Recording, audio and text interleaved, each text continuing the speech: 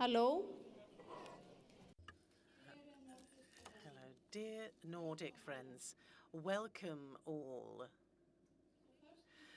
First, we're going to have a speech from the Birgir Ármannsson. You have the floor, sir. The president or the speaker of the Althing has the floor.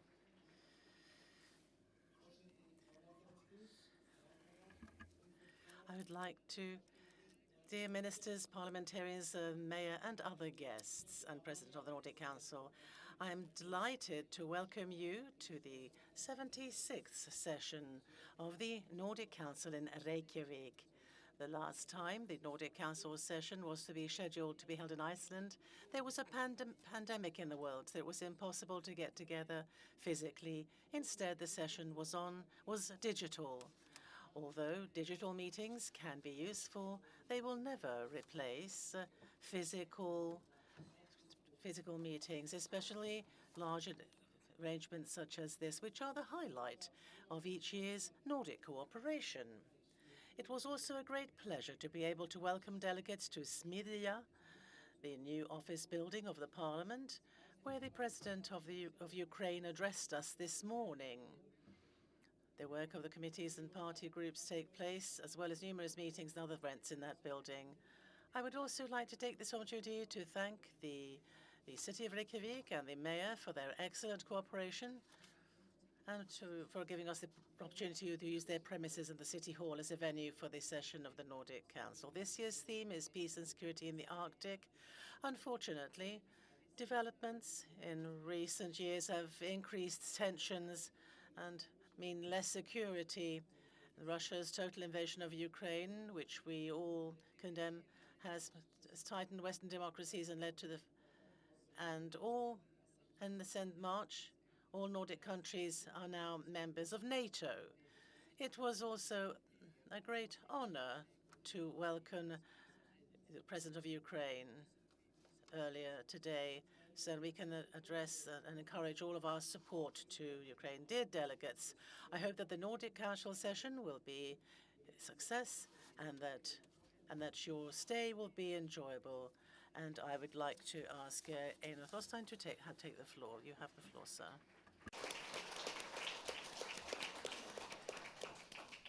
Háttvirtir ráðherrar,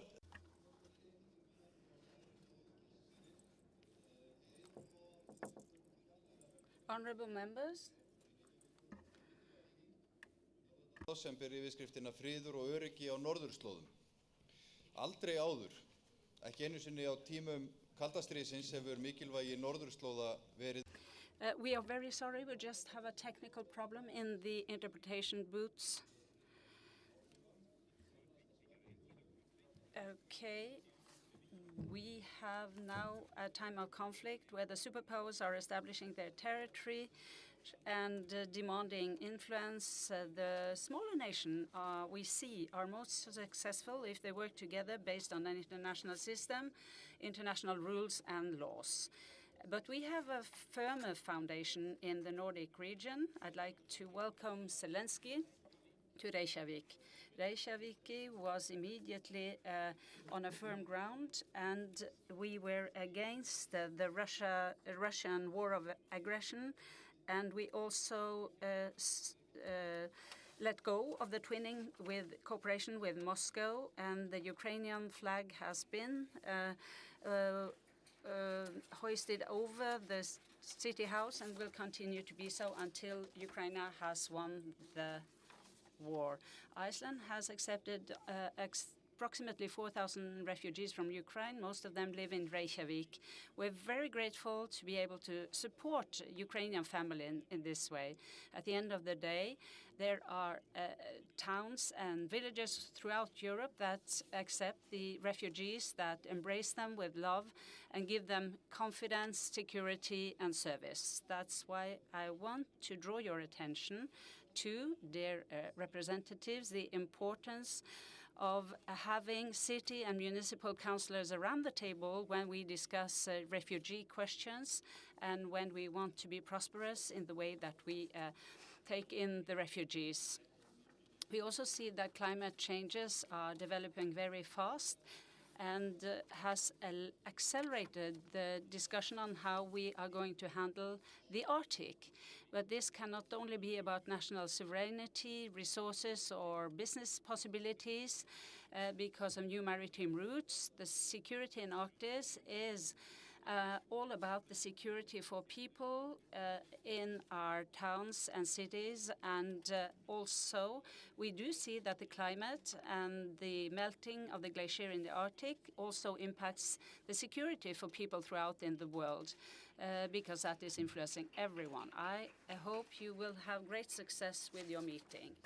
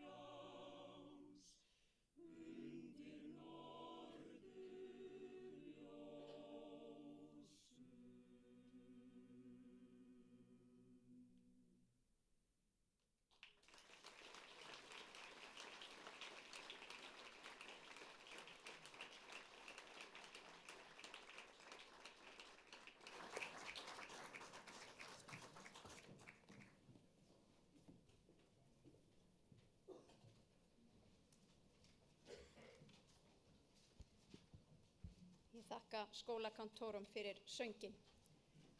I would like to thank you for the choir for the beautiful song, and I would like to continue in Icelandic. So I'd like to ask you to use your headsets. And dear Nordic parliamentarians, ministers, and dear Nordic friends, I would like to start by saying, and thank you for also the mayor of Reykjavik that we can use this building, and also Birgir Ármannsson, the president for the Althing, that we can also also use the beautiful building, but also thank the staff who has made everything work so well for us. I'd also like to thank Christina Halfors, the General Secretary for the Nordic Council, and for the Secretariat in Copenhagen. There's been a lot has had to be done for the session, but I would also like to take this opportunity to thank the police for making us safe and secure today and during these days, and also have they taken care of our important guests. We're not quite used to there being such a lot of police presence here, but we are very grateful for our police. It's a great honor for me to be able to open the 76th session of the Nordic Council, which has got the title Peace and Security in the Arctic. When Zelensky came to Iceland, the journalists asked what he wanted to say to the Icelandic people, and he said, "I wish you peace." And that is why it is very, very special to be able to be here at the opening of this session and to be able to see that this is historical.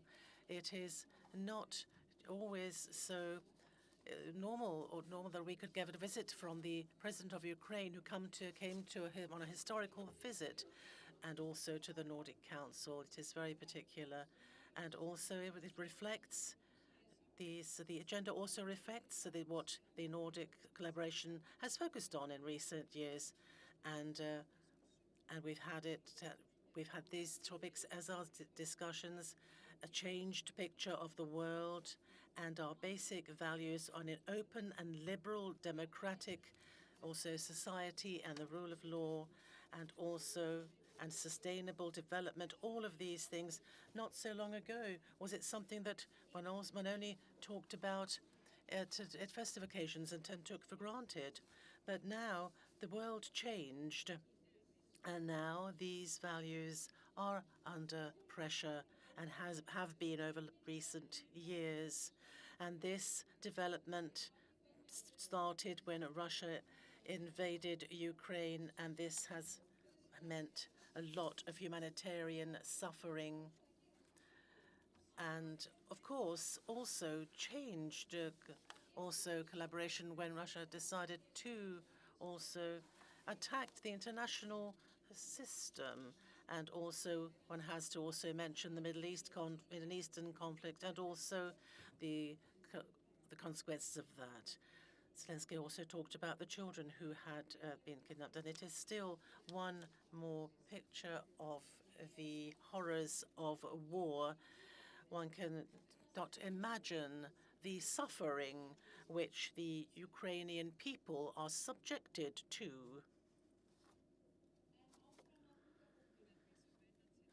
But if we turn to the young people, we have a very strong young Nordic Council, and which have been met in this weekend, where they discussed the changed picture of the world and the challenges that follow in the Nordic region. It is also a particular honor for me, as the President of the Nordic Council, to be allowed to visit also the Utøya in Norway, the summer camp for the young people, where we gathered all the young people, and also including young people from Ukraine, where they discussed the situation in the world and how important democracy is, how important dialogue and community is, and unity, if we're going to create peace. And this was a strong experience to come to Utøya in Norway and have these discussions with young people from the Nordics and also from Ukraine, and not only with a view to Ukraine, but also what happened in Utøya.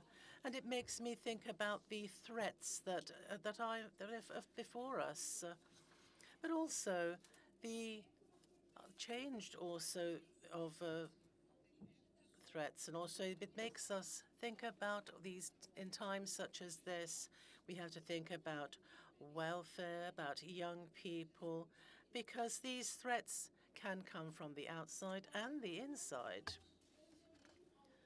And in the on behalf of the Nordic Council, we have looked at the changed image of the world situation. The world, we have a strategy of social security and energy security, and also food security. And we also underscore how important it is that we have to create peace and prevent conflicts in the Nordics. And the Nordic Council had also talked about hybrid threats and also disinformation and fake news that threaten our democracies in our countries.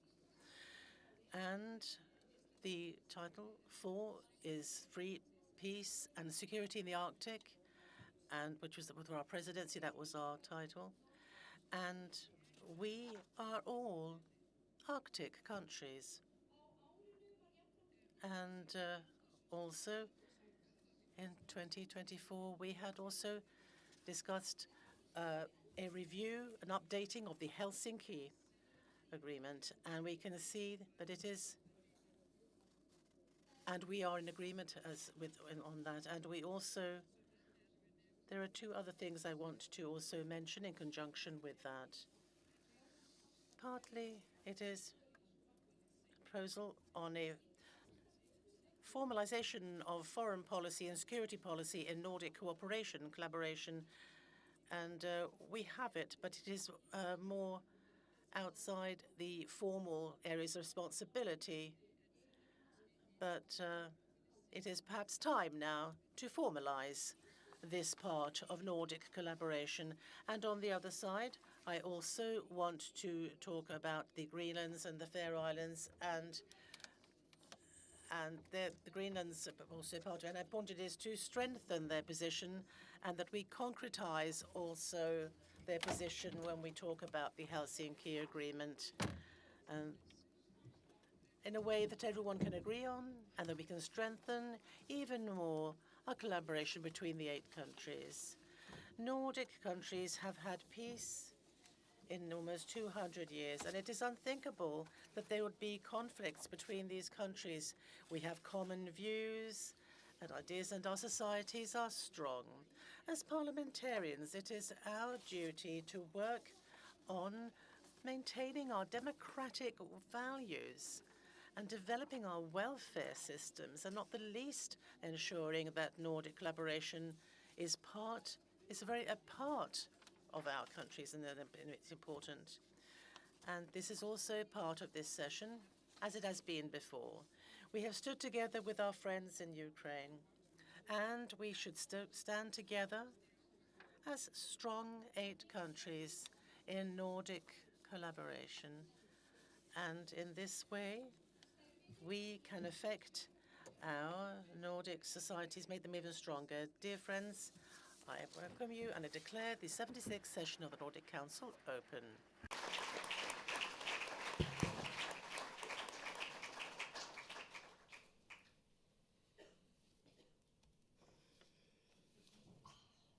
Så blev det svært. Nu skal jeg prøve at tale på dansk.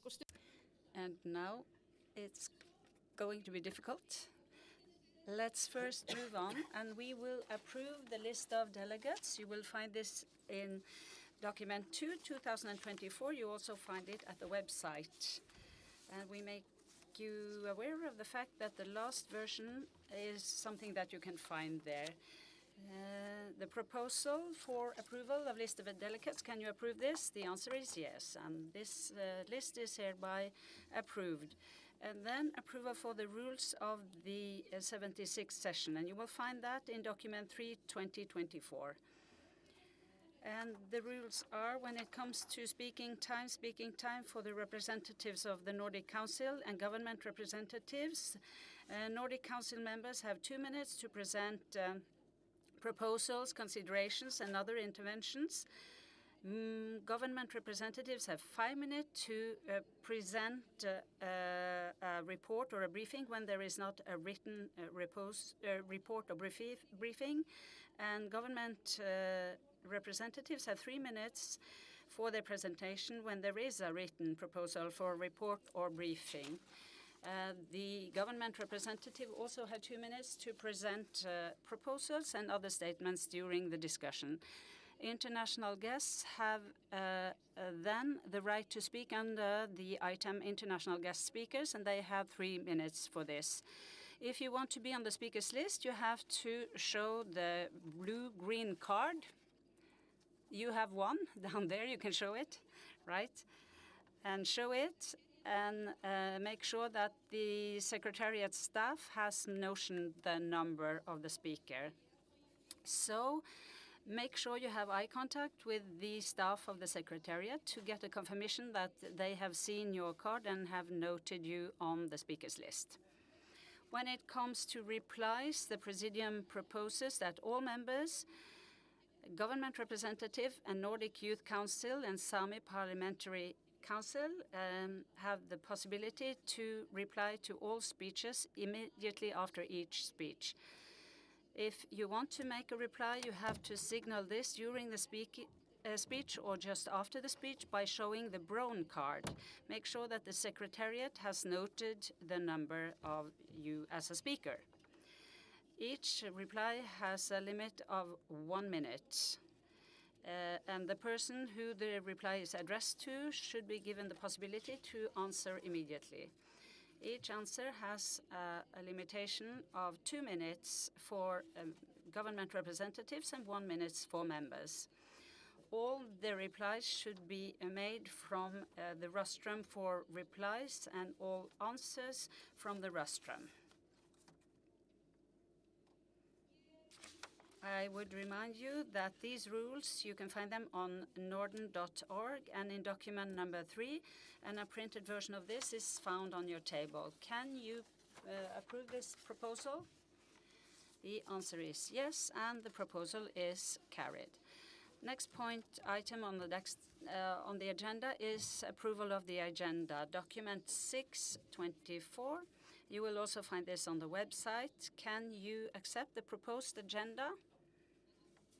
Thank you. That is approved. And we will move on to item 2.6, approval of recommendation and internal decisions. You will find this in document 8 that you will find on the website. Can you approve this document? Yes, thank you very much.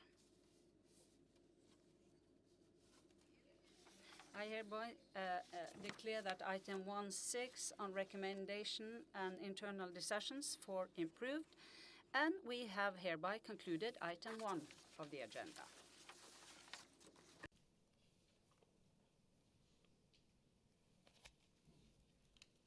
Så skal Árni komme nå opp og styre punkt nummer 2. And Árni will be now the chair for item 3 on the agenda.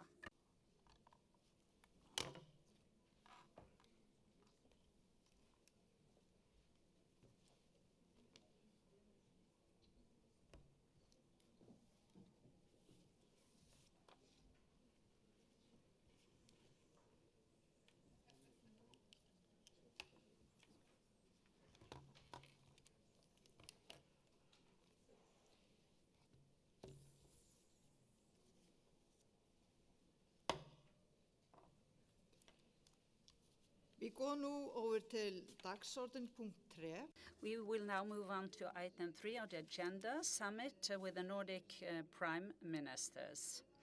The theme for today's summit, or this year's summit, is what is the best way to guarantee peace and security in the Arctic and the Nordic region?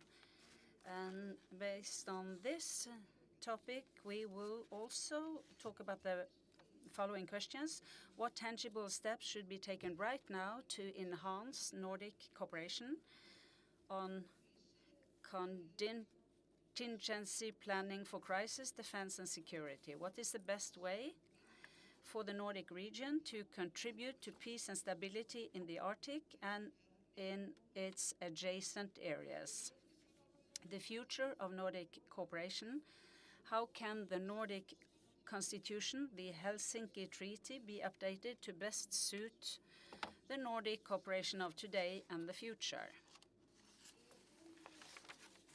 We have particular rules for the speaking time under this point, and it's the following. The Swedish Prime Minister will get 5 minutes to give an introductory speech on the opening of the summit, and the speaking time for the other head of government is 3 minutes.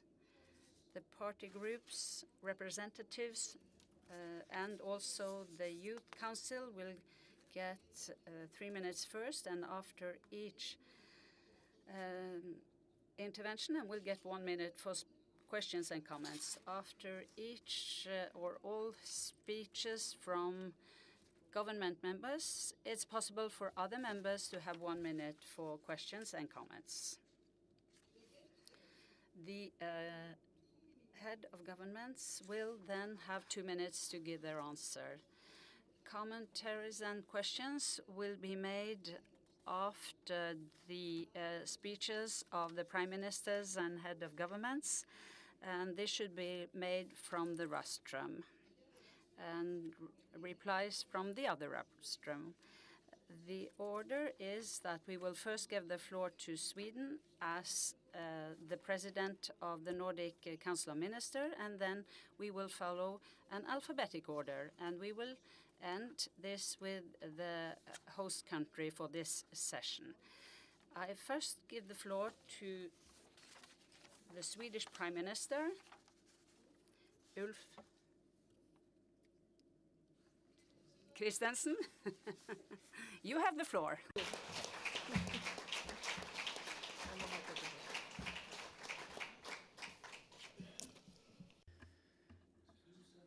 Many, many thanks, Madam Chair, ladies and gentlemen. In Sweden, we have long appreciated all of our neighbors, but perhaps not really appreciated the meaning of really close and very concrete collaboration. But what our countries now have together cannot be and should not be underappreciated. There is no other region in the world that is with countries that are so like each other. Together we are the world's 12th largest economy.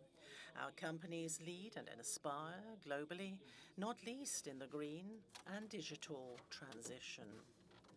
Our countries are also the most democratic in the entire world and the most equal in the world. And it is said that we also belong to the happiest in all the world. Our countries understand the value of living both in peace and security, and that's why we work in area after area to try to protect our values as much and our way of life. Russia is again the dominating and dimensioned threat for the entire close region for some time forward, and we have determined that we should meet the Russian threat regardless of which expression the threat takes. All Nordic and all Baltic countries now are members of NATO, makes our countries more secure, and it makes NATO stronger. During the year, we have strengthened the foreign and security policy dialogue. We work together against the Russian hybrid campaigns, and we coordinate together. Here in Reykjavik, we have collaborated our support for Ukraine. The Nordic also heads of state regularly meet Volodymyr Zelensky, the president of Ukraine. It was the 4th time that we met, and our countries know that alone is not strong, but we also know that together we are stronger than many think, and this applies even to support to Ukraine. There are those that mostly stay in the rhetoric, but we don't just talk, we get things done. A few examples say quite a lot about what we can achieve in the Nordic Circle. For the first thing, in May, we signed bilateral agreements on security collaboration with Ukraine in collaboration with our meeting with President Zelensky in Stockholm. Now focus is to also put them into practice and together to develop a deep, efficient and complete security collaboration with Ukraine, which is also suited to their needs. And the second, the Nordic-Baltic Foreign Ministers meeting in Visby in April. A high-level group was launched to support Ukraine's EU ambitions. Ukraine's future is European, and we're going to support them the whole way into the EU.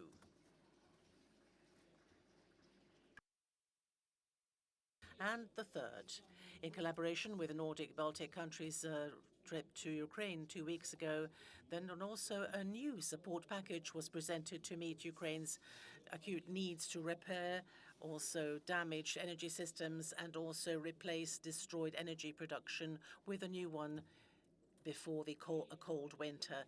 This is with only looking far enough into the future and being very, very forced militarily, then we can in the Nordics. We're never going to waver in the Nordics to help them with this.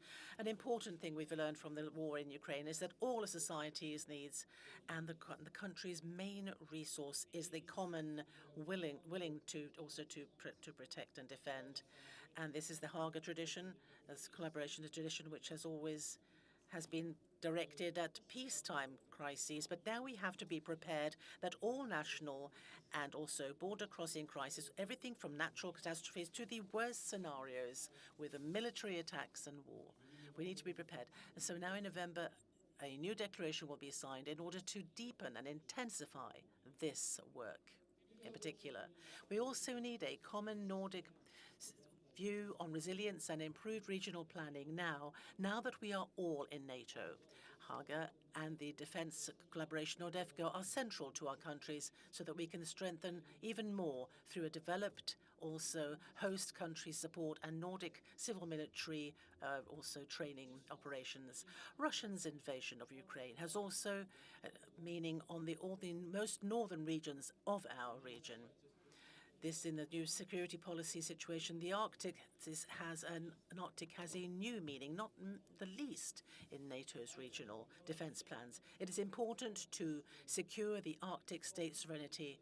It was already important earlier, but in a more restless world, this need is more acute and more important, and we have to meet this threat together.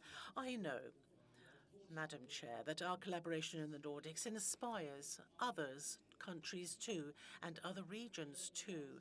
Over country and party borders, we meet together regularly to together solve common problems.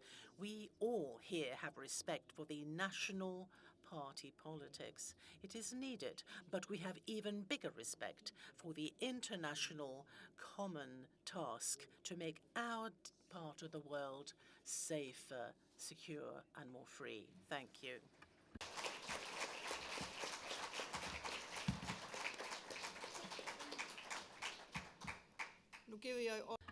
And now I give the floor to Henrik Möller from the S Group. 1 minute. You have 1 minute. Tak for det, og tak for... Thank you very much for the words you pronounced about Ukraine. I think that Zelensky today has proved what kind of world we are confronted with. It's a very unstable world. We see Russia that is destabilizing this world, and we have to say that the question regarding Arctic is very topical because this is very core for very many of the players in the world today. Maybe sometimes when we look at Arctic and we look at the main players, we have the Greenland and the Faroe Islands, and they are, of course, the first concerned in this whole discussion. So my question is, how do the Prime Minister view the future, especially when it comes to the Faroe Islands and Greenland, when it comes to the question of the Arctic, the Nordic Council, and the situation that we see today?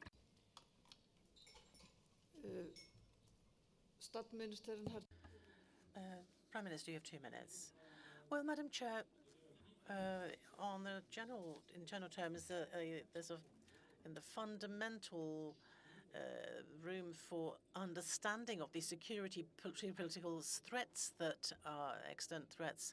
It is clear. I also understand that there's a genuine and true interest in all of our countries for that, but also with our partners for the Arctic. And the Arctic and also the Baltic Sea are looked at with interest, with a view and engagement that we've not always noted. So I think that is clear. And if that is in practice, we'll then bring in the question which is also discussed in the Helsinki Treaty and so forth. And then, of course, we come to say that there is a continuing discussion in this, and decisions will be taken in meetings here on possible recommendations. When it comes to the Finnish presidency, will take on board these conclusions if there are clear conclusions to be drawn, and we can see some constructive discussion on this. Katrin Fredriksen And now Katrin Fredriksen from the Centre Group. You have one minute to answer, and the next on the list is Helge Orter. I will be speaking Icelandic. Yeah, Prime Minister, we are now discussing peace and security in the Arctic region, but I'd like to speak about children and young people in connection with this. Children and the Nordic region is the best place in the world for children and young people, but we have mental ill health also in our region, and there can be very glum and sad sides to this as well. We have to do all we can to take care of these young people so that we create hope for them in times where we have war, where we have bad economic situation, for fake news also, which are addressed directly to children and young people. Do the minister think that we can find common and good solution to this problem? We cannot accept that children and young people have to wait longer for this. Madam Chair, I think the question of mental health engages everyone.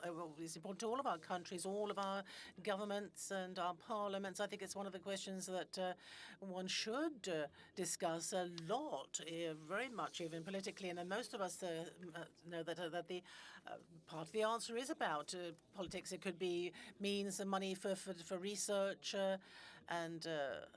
but otherwise, it's not just about politics. It's about medical competences, about parents and things like that. But also to be humble in when we look at this task, and to understand that politics also has a role. And I would like to say these national competencies obviously is what we talk about here. But I'd like to see that there's a lot of we should have a lot of exchange of information between countries and learn from our successes, but perhaps also from our failures. But generally, I could say that also school healthcare should also look at it. Should be as good at looking at mental health as we have been earlier in that quarter of looking at somatic health. Nú får orðið Helge Orten fra K-gruppen. Helge Orten from the K Group, 1 minute for a reply, and next person is Lugo Erola on the replies list. Thank you, Liv Kari Eskeland. I'm on behalf of the K Group, and I have some good advice. The Nordic countries are now united behind Ukraine, and we know that we are confronted with a long and cold winter. The Russian authorities have no limits. They attack schools, hospitals, and also energy production in Ukraine, as the Prime Minister mentioned. The Nordic and Baltic countries have a robust financial situation, and together we could help the resilience and the defense of Ukraine. What do the Swedish Prime Minister mean that you can do together with the other prime ministers in the Nordic region to support Ukraine throughout this winter in order for them, hopefully, to win this terrible war? Tack, och nu har statsminister 2 minuter. Yes, and you have 2 minutes. Thank you, Madam Chair. It was exactly this type of important questions that we discussed yesterday at the meeting, and also after at the dinner with before that with the President Zelensky. I say that when we meet him, I usually say that he's not very unclear, and I mean that as he's very direct. He's very frank in what he says. He knows what he wants to say. He knows what he thinks his country needs. He knows exactly what our countries have, which he knows what we have, what he thinks his country needs, so which is good. And he also can take an answer which is very direct, and our countries contribute a lot. There's a strong support and in support, and we also have a lot to do still when it comes to national defense. So it's a trade-off. I can't think of another word in Scandinavian, but there is a trade-off there to learn also from him. We discussed the winter energy systems. 75% is destroyed and we need to have, they need more weapons. That's important as well. Together with the Danish initiative to have the increase, also the industrial capacity, and naturally also we have strong understanding for President Zelensky's need, and also to get rid of the kind of restrictions of the weapons that some countries do pose on Ukraine. All of this is extremely important decisions that have to be taken at our capitals. But we also have a lot of respect and sympathy for this. But together, we are the world's next largest area. The Nordic Baltic area is the next biggest in the world after the US in providing military assistance to Ukraine. Very negative reasons, but we should be proud of what we do. More countries should do even more.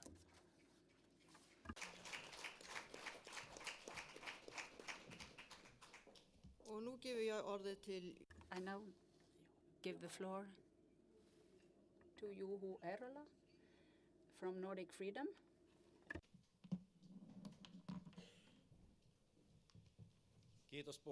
Thank you, Madam Chair. And Minister, I live a few kilometers away from the Russian border, but this question is more about internal security.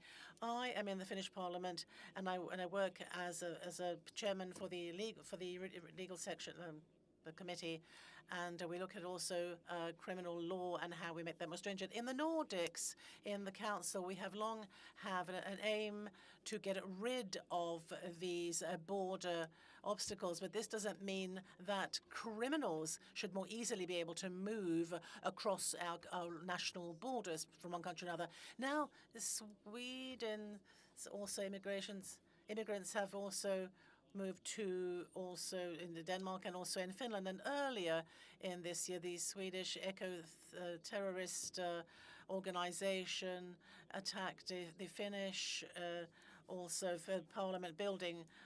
And I would like to ask Minister Kristersson, how can we avoid this kind of border crossing criminality between our countries? Thank you, Madam Chair. This was one of 2 specific themes that we discussed between the Nordic ministers today. And Prime Ministers, I think it was the Nordic Prime Minister who said that we looked at. Since the 50s, we've seen passport-free areas, and now we check passports on the borders. So the development has gone in the wrong direction. And somebody said that we have to see it in the sense that if we don't manage to ensure that international cross-border crime that is stopped, then we're going to have to give up the freedoms that we have gotten used to in the Nordics. So I like to see that it's a way of regaining the openness and freedom that we want to have. On the Sweden's part, I can say that I know that you know that it's not the least the Swedish gang criminals that are around in the Nordics, and our ambitions is to stop them, not to export them.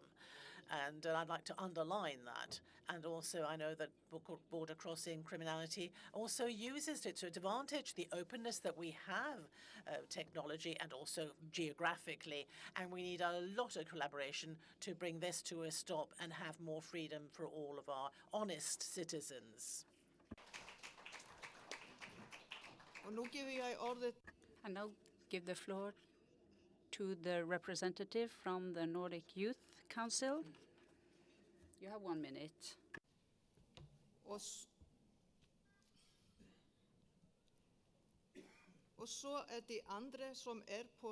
And all the others who are on the list of replies, we have to see if we have time for that after we've heard the answers from the heads of government. Thank you very much. Det är ju val på andra sidan Atlanten inom alldeles kort. Och vi vet. And we know that at least one candidate perhaps does not have the same attitude to NATO or to Ukraine and Russian conflict as we have in the Nordics. And of course, given this situation, which can happen, this election can be very even. How does the Prime Minister think that this is going to affect, this big election is going to affect the Nordics, and in particular, Nordic support to Ukraine? And this is in reference to the elections in the US. Madam Chair, you usually say it's important to be a little bit formal. The American people, they elect the American president. The Nordic electors do not know Nordic prime ministers. We have the respect for each democracy's way of electing their own representatives. It's important.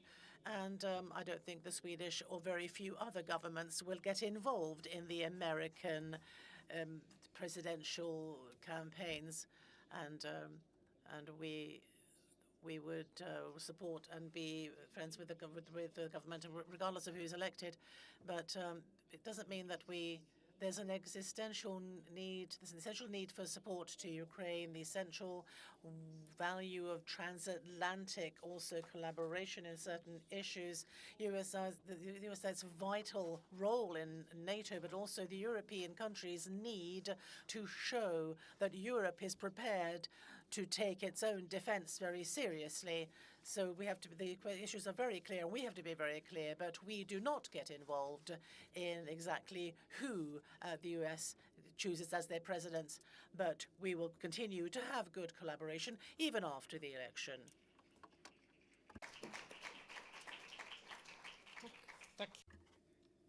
Thank you very much. And I now give the floor to the Prime Minister of Denmark, Mette Fredriksen.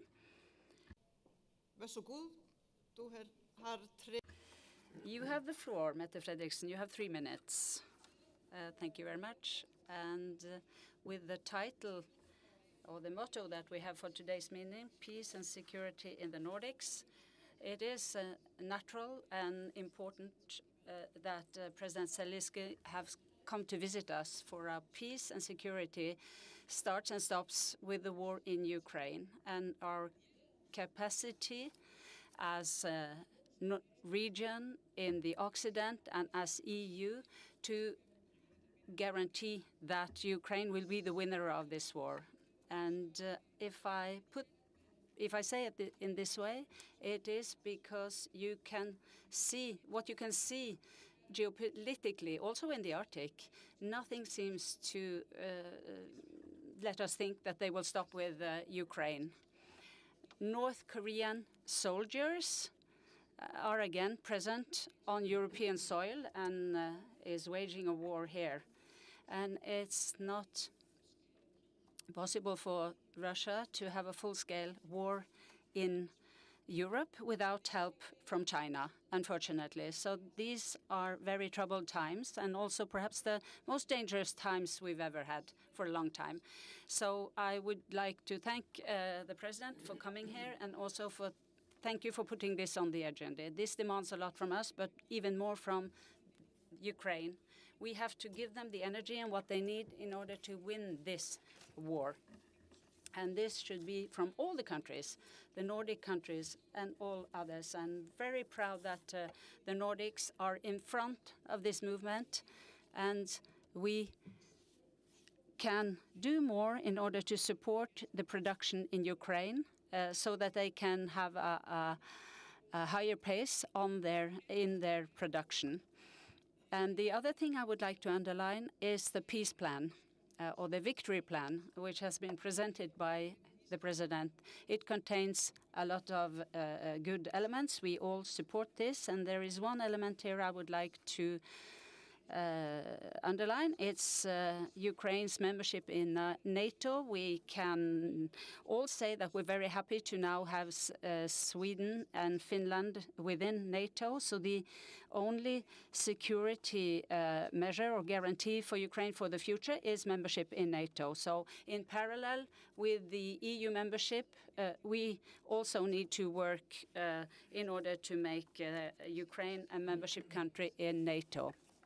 We see a lot of tensions in the Arctic. I will be brief because I want to have a discussion. We have this old dream of a low-tension situation in the Arctic, especially within the Nordics. But be careful. It's good to have this dream, but it will rarely solve conflicts in the real world, especially the real world we see today. So as Europeans, we will have to recognize that through all these years, how we disarmed, where we made economies for our defense, Russia, on the other side, were building up their armaments. And this dream of an Arctic free of tension is a good dream, but we shouldn't be naive when it comes to Russia. And since I have mentioned the Arctic, I will also say that I am very sorry that Greenland and Faroe Islands did not take part in our meetings earlier today. We have to include both Nordic countries, not only the 5 countries, but also the other countries. And this is based on respect and equality. So it should be possible for us to include them without the framework we have today. So I have written to my Nordic Prime Minister colleagues to say that from Denmark's side, and we want to change the Helsinki Treaty so that we can give full membership to the Faroe Islands and also to Greenland. And I hope that all the other countries will take part constructively in this discussion. Thank you very much.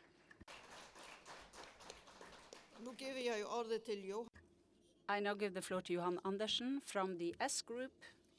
1 minute for your reply.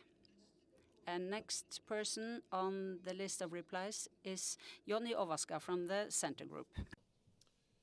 Thank you very much, Madam Chair, and thank you, Prime Minister.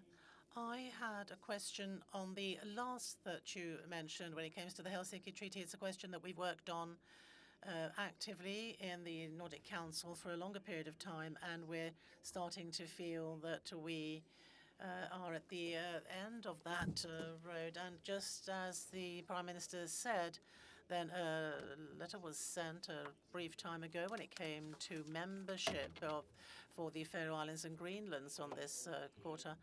And now it remains to be seen how this is going to be dealt with and in which way we're going to resolve these issues. And my question to the Prime Minister is, in which manner are we going to be able to drive the issue forward when it comes to the Helsinki Treaty part, and also how does she see as a summation or conclusion of these discussions? Thank you. Prime Minister, you have 2 minutes to reply. Well, what you can say that both when it comes to the Faroes and Greenland, then there are certain frameworks for treaty frameworks. That's one question of it, and then we have the Helsinki Agreement for our Nordic collaboration. And I think that if I can be direct, we have to be careful that we're not going to make it more complex than it has to be. And we're one of the most well-functioning regions in the world, and we can. And, you know, it's ages ago since we were in conflict, and we can resolve all sorts of problems between our countries. So it should be possible, in my view, to have well-functioning collaboration in the Nordic conjunction, where we have we have so much in common, so little that splits us up. So in my view is that the good collaboration which is continuing here will continue, and we might have to just adjust it or to change the Helsinki Agreement. But we do, of course, support membership of Greenland and the Faroe Islands. But we can see that in this way that NATO is growing. We're working on the expansion of EU, and of course it wouldn't. It means that, of course, that all our countries have to be involved fully in the Nordics as well. And I give the floor to Joni Ovaska from the Centre Group, who has 1 minute to reply. And the next on the list is Maria Staffos after that. Thank you. I want to continue with the Helsinki Agreement, and thank you for the letter when you said that for the Danish government it is intrinsic that Nordic collaboration is based on that all countries are equal. Well, the Helsinki Agreement, of course, is something that the possibility to strengthen our common foreign security and defense political collaboration in the Nordic Council. We also want to make sure we want it to be also credible policy. So how do you collaborate the strengthening of foreign policy and defense policy with these sort of the self-determination areas without them being affected negatively?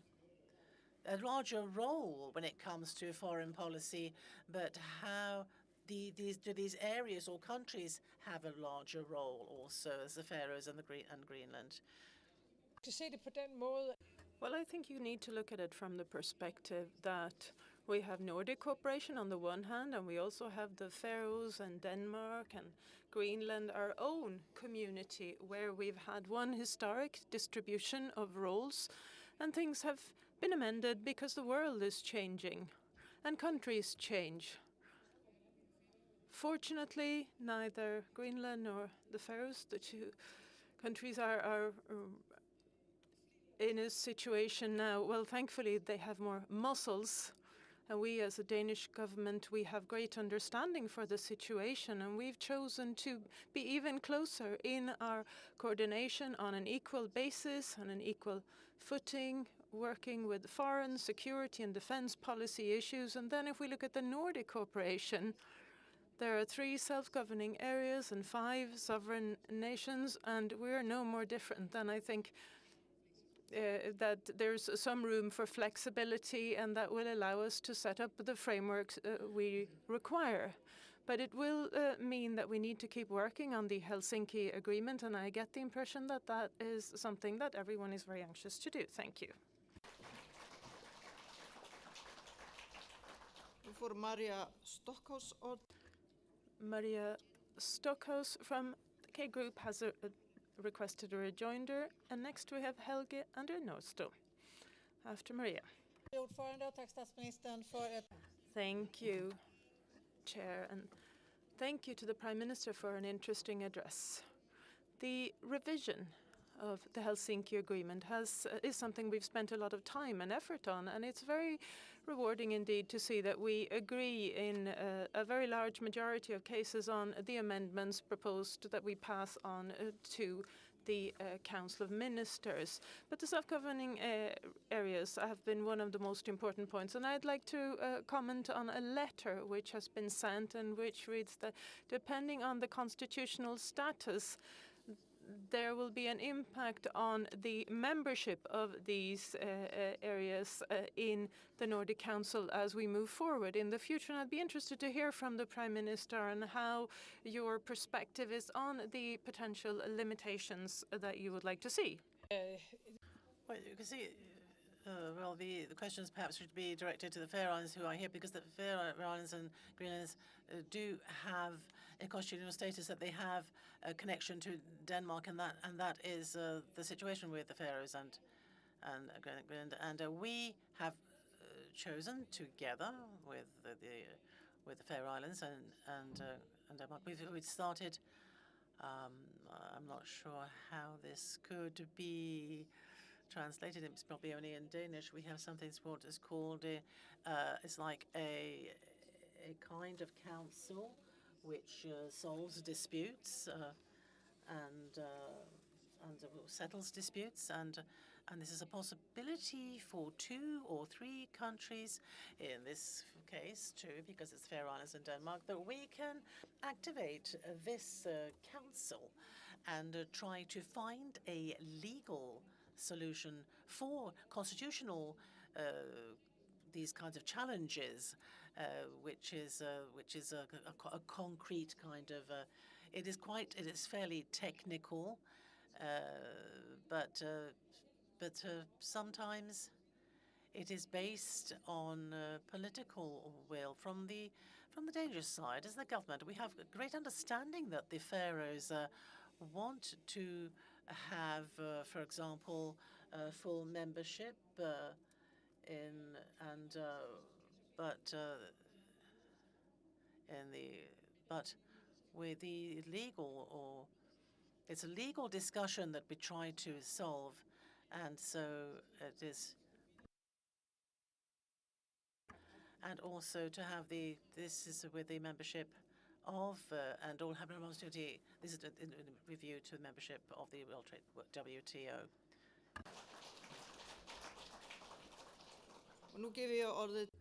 And now the word to Helge Andre Norstads, who is who are the outside party groups. You have 1 minute. Tack, president. Jag representerar. Thank you, Chair. I represent the Fremskrittspartiet Party from Norway, and I would like to thank you for your comments on Ukraine. I understand from the Prime Minister that it's also a discussion on legal issues at home. I heard that the Swedish Prime Minister mentioned that he wanted to resolve problems rather than export them. Unfortunately, we see that some exports is something we have received in terms of crime, and the same goes for Denmark. This was very clear in the news recently that migration policy has an impact, that some levels of crime will be impacted by poor integration and migration. Denmark have an interesting approach with Kosovo, where you would transfer migrants. Will Denmark be open to cooperation with other Nordic countries on this type of detention or prison abroad to resolve the challenges? Yeah, I think it's unfortunate that we can resolve that with criminality or crime alone by having just, for example, having collaboration with another country like Kosovo, that we could have so that that criminals would be sent to some place outside of Denmark. If there are other Nordic countries that are considering this, and then of course we can have a dialogue, discussions around that. Of course, there is a connection between foreign policy and migration and the huge problems that we have today with crime in many of our countries. And it's there's a great overrepresentation, and particularly when it comes to young men, but with criminal backgrounds that we have in Denmark. And we've discussed Sweden earlier today. There's great figures that we're talking about, big figures. And so there's a lot of very brutal sort of gang criminality, with a lot of also crime when it comes to drug-related crime, and I know that we should also have a focus on the organized crime as well, and stop it, to fight it. But we can only do that if we also control immigration. If we know how many come to our countries, where they come from, and if they can be integrated. That could be my last point, that it is not, we're not the ones we have the best countries in the world, but the best countries in the world. But when people come to us, then it's not our responsibility to integrate them. It's the people's own responsibility. When they come as the best country in the world, then they have to get work, and they have to learn languages, our country languages, and of course they have to play by the rules. And that those that cannot play by the rules, well, they should not then be here.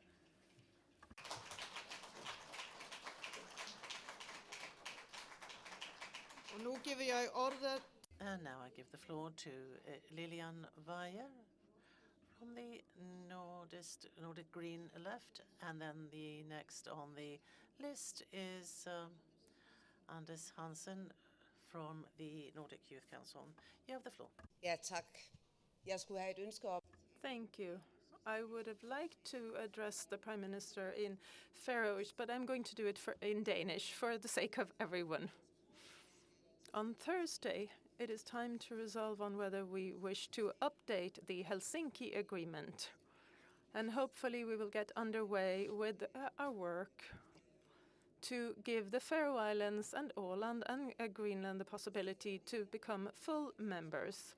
It's on in the pipeline, and even though the Prime Minister spoke about dignity, the Swedish Cooperation Minister only a few months ago in the spring said very clearly that the Faroe Islands will not be a member in full. I would like to hear the Prime Minister's comment on this. It's about equality. Anything else would be incorrect. I think it's very difficult to say me what the Swedish government would say, but talking about for the Danish government, but I can say that on behalf of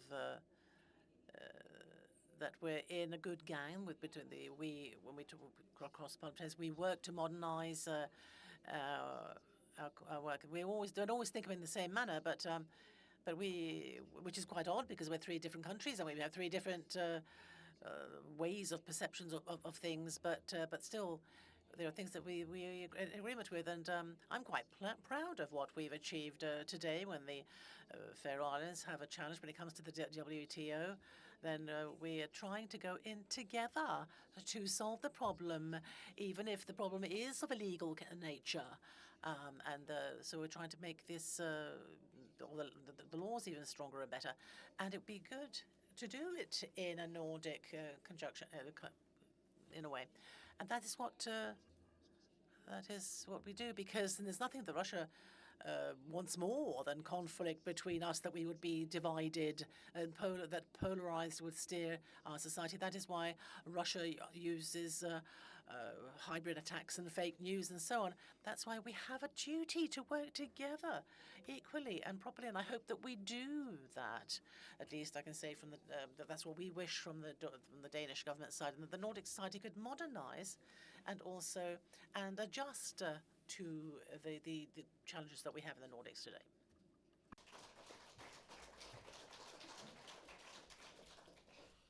Og nú giver jeg ordet til Anders Hansen from the Youth Council has the floor next.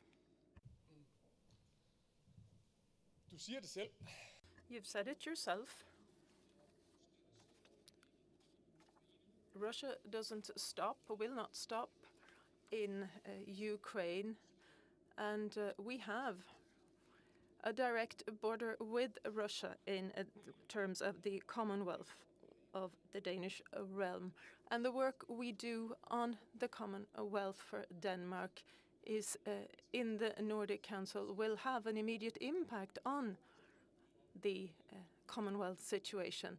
So I would like to know from the Prime Minister what you would like to say to your Prime Ministerial colleagues on inviting the Faroe Islands into and the others into the Nordic Council. Thank you. Well, let me say that in the Nordic Council or anywhere else, there is no work ongoing that can impact the Commonwealth in a negative manner. I want to be very clear in saying that in reality, we are making the effort, in fact, to understand the position of one and the other.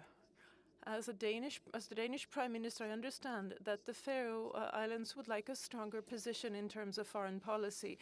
I can understand the movements, the voices and preferences there are. It varies from one country to another, but I understand the perspective. But at the same time, we need to also relate to each other. There's no European or international or Nordic discussion which could have a negative impact on our Commonwealth. I think that's very clear. But when I choose to write a letter to my excellent colleagues before the meeting, it's also to suggest and to say that the struggle of Greenland and the Faroe Islands is not something that they do on their own. We're doing it together because it's not just the Greenlanders' wish, it is the wish of the Commonwealth, and we want to develop the situation over time. and we want to do it also in other international fora, in fact. I think that now and again it can be difficult for others from the outside to understand the particular construction that we have in the Commonwealth of the Danish realm, but it only has a value, intrinsic value, if it can develop and follow with the times, and we're doing everything to keep up with the times. Thank you. Tack, Mette Fredriksen. Thank you. Now I give the floor to the Prime Minister from Finland, Petteri Orpo. You have the floor. You have 3 minutes, sir.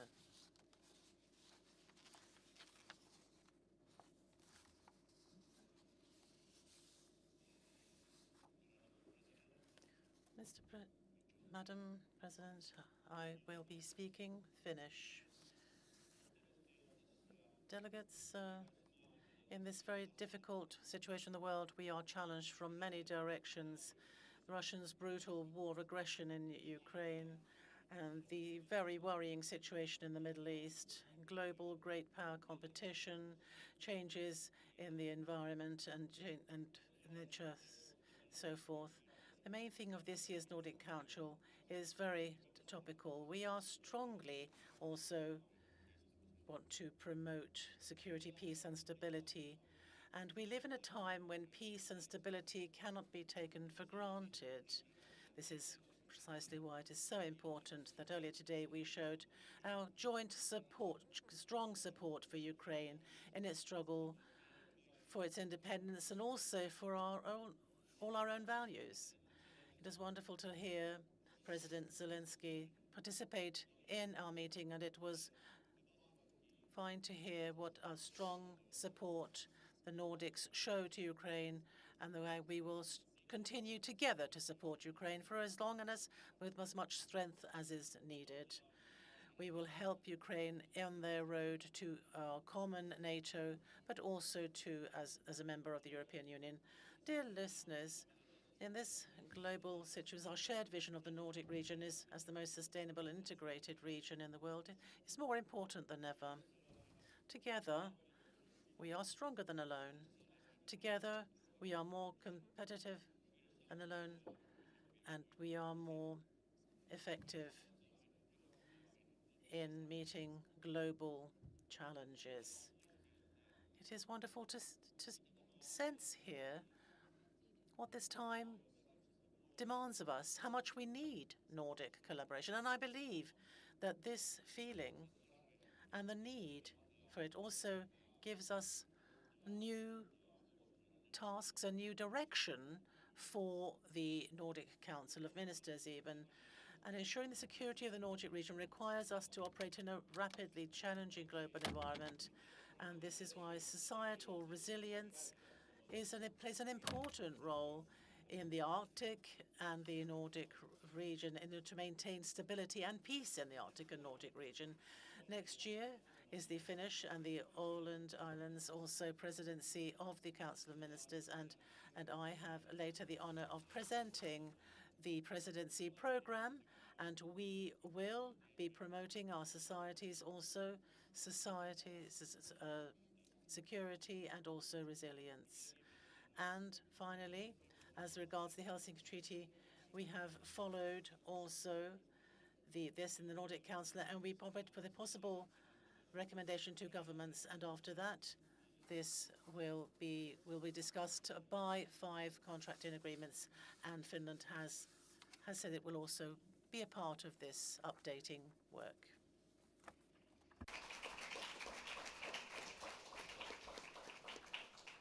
Nu ger jag ordet till Eva Lind. And now Eva Lind from the S Group. 1 minute for a rejoinder. And the next on my list of those requesting rejoinder is Johan Tall from the middle group, the center group. Tack så mycket, fru ordförande. Thank you very much, Chair and Mr. Prime Minister. We know that the Nordic welfare model has been a contributing factor to increase safety and security in our countries, as well as economic success.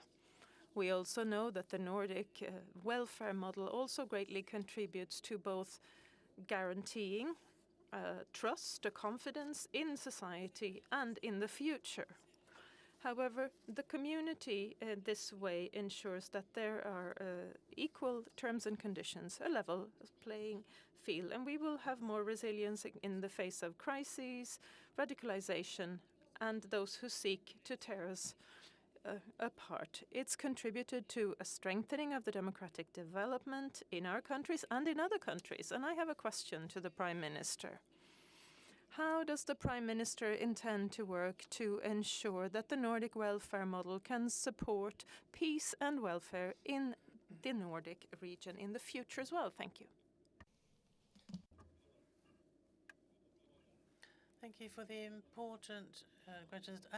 The Nordic welfare model has shown its strength in this world surrounded by crises, and these Nordic societies shown that we have resilience, and it means that it is based on the fact that our societies are based on that they are equal, that we have looked after people, and of course that's what we should do in the future as well. And I think that the work is that we should in the future also work on the foundation of also the model, and also base it on also security, and also continue to collaborate in the EU. Most of us are members of that, but also out in the world.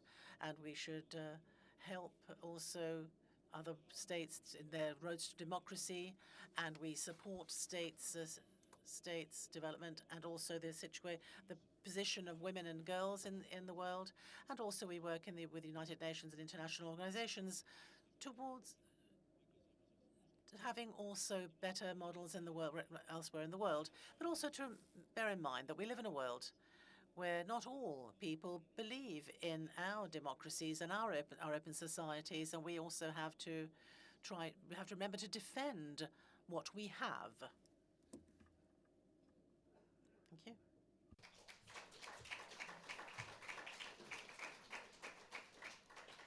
Og nå giver jeg ordet til Johan Dahl.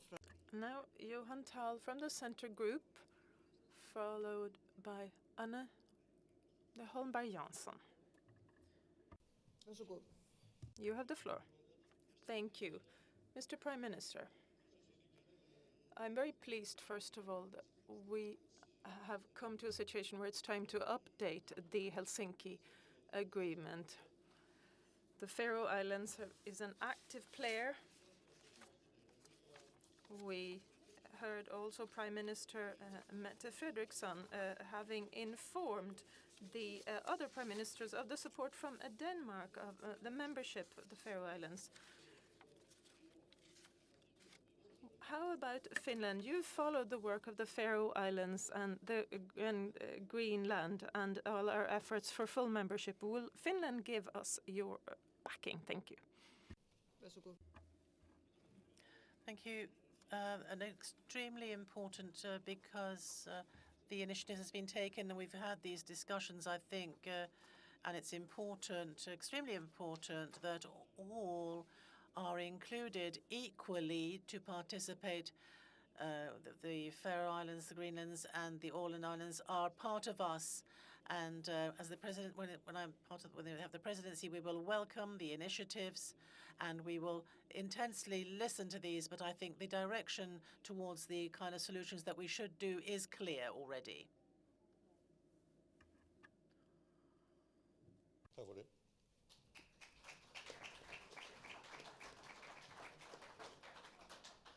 Og nå giver jeg ordet. And now I give the floor to Anette Holmberg Jansson.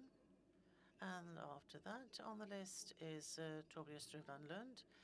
Anette from the group, you have the floor. Det nordiska samarbetet inom Nordic cooperation in civil contingency preparedness is more important than ever. I think we can all agree on this. Our societies today need to have strong civil preparedness. At the Nordic level, there's a concrete political cooperation on these issues, the Haga cooperation, namely. an issue which has been addressed by the Åland Islands, the Faroe Islands and Greenland regularly is that they would like the opportunity to take part in the Haga cooperation. So my question to you, Mr. Prime Minister, how will the Haga cooperation be promoted during the presidency of Finland and the Åland Islands? Thank you. Thank you.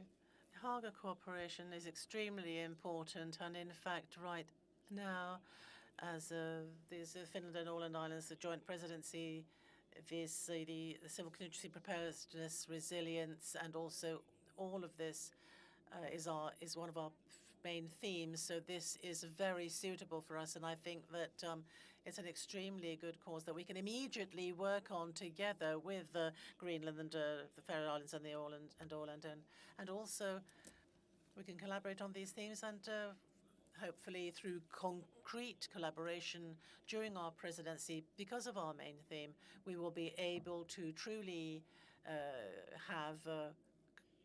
we will be able to concentrate on good, proper collaboration on this. Thank you.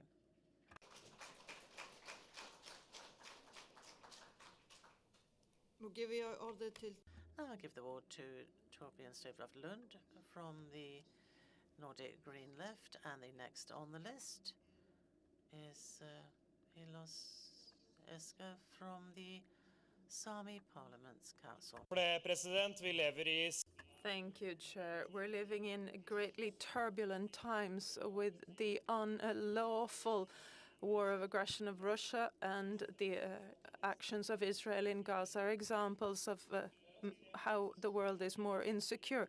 Peace and security in the Arctic region is our topic, the theme, and we all have this as our objective. The Prime Minister mentioned that peace and security need to be safeguarded in the Arctic. So the question is how we should resolve with one of the existential issues. Nuclear arms is something which is now threatening the world as well. I'd like to hear from the Prime Minister about the storing of nuclear arms on Nordic soil and in our countries, and do you agree with the importance of safeguarding the Nordic region as a nuclear arms-free zone? Thank you. Thank you. It's an important question. But the situation after the Ukraine conflict, the situation has become precarious and dangerous. For the first time in decades, we have a real threat or fear of the use of nuclear arms. And as Russia, in its rhetoric, almost daily uses this theme, and this theme has returned in a way that none of us has wanted. And that is why we have to work for peace in Ukraine and in the Middle East, because conflicts and their escalations bring about the risk for the usage of, or closer to the risk of usage of nuclear arms, and it is extremely important to avoid. And in the Nordics, I think it's important that we all are NATO members. We are all under the NATO deterrent also using nuclear weapons, and it also, this situation brings us security and safety. And I think that I don't think we need nuclear weapons arms in the Nordics. We are a part of the alliance, and the deterrent is nuclear arms there. But in my opinion, we don't need nuclear arms in the Nordics. And now I give the floor to Lilla Sperska from the Sami Parliamentary Council.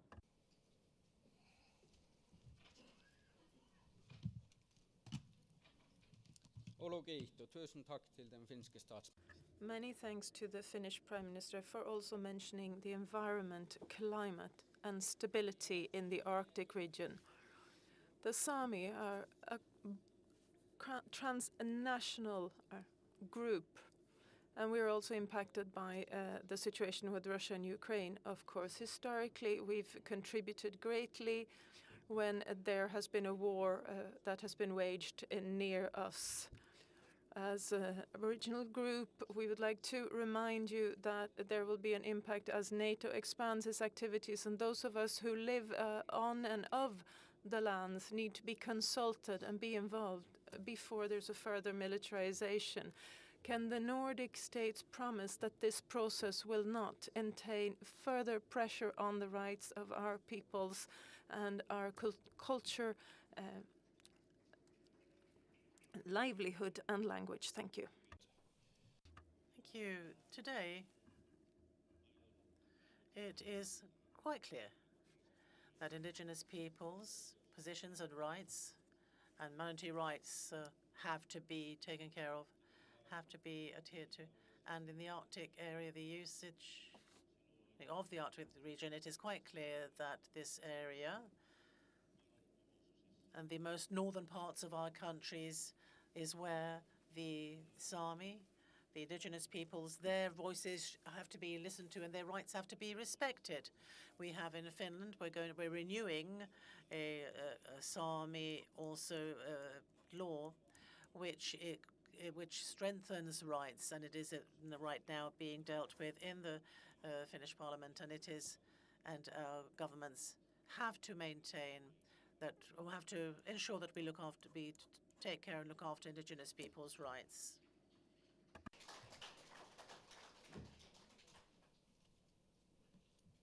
Og nú vi kan ikke ta flere. We won't be able to have any more of the speakers from the list of requests for rejoinders. We'll have to see if we can revert back to it if we have time later on. Thank you very much. And now I'd like to give the floor to the Faroe Island and Aksel Vilhelmson. Aksel Johannesen, you have the floor. Please go ahead. 3 minutes speaking time. Tack. Thank you. Madam President, esteemed colleagues, members, guests.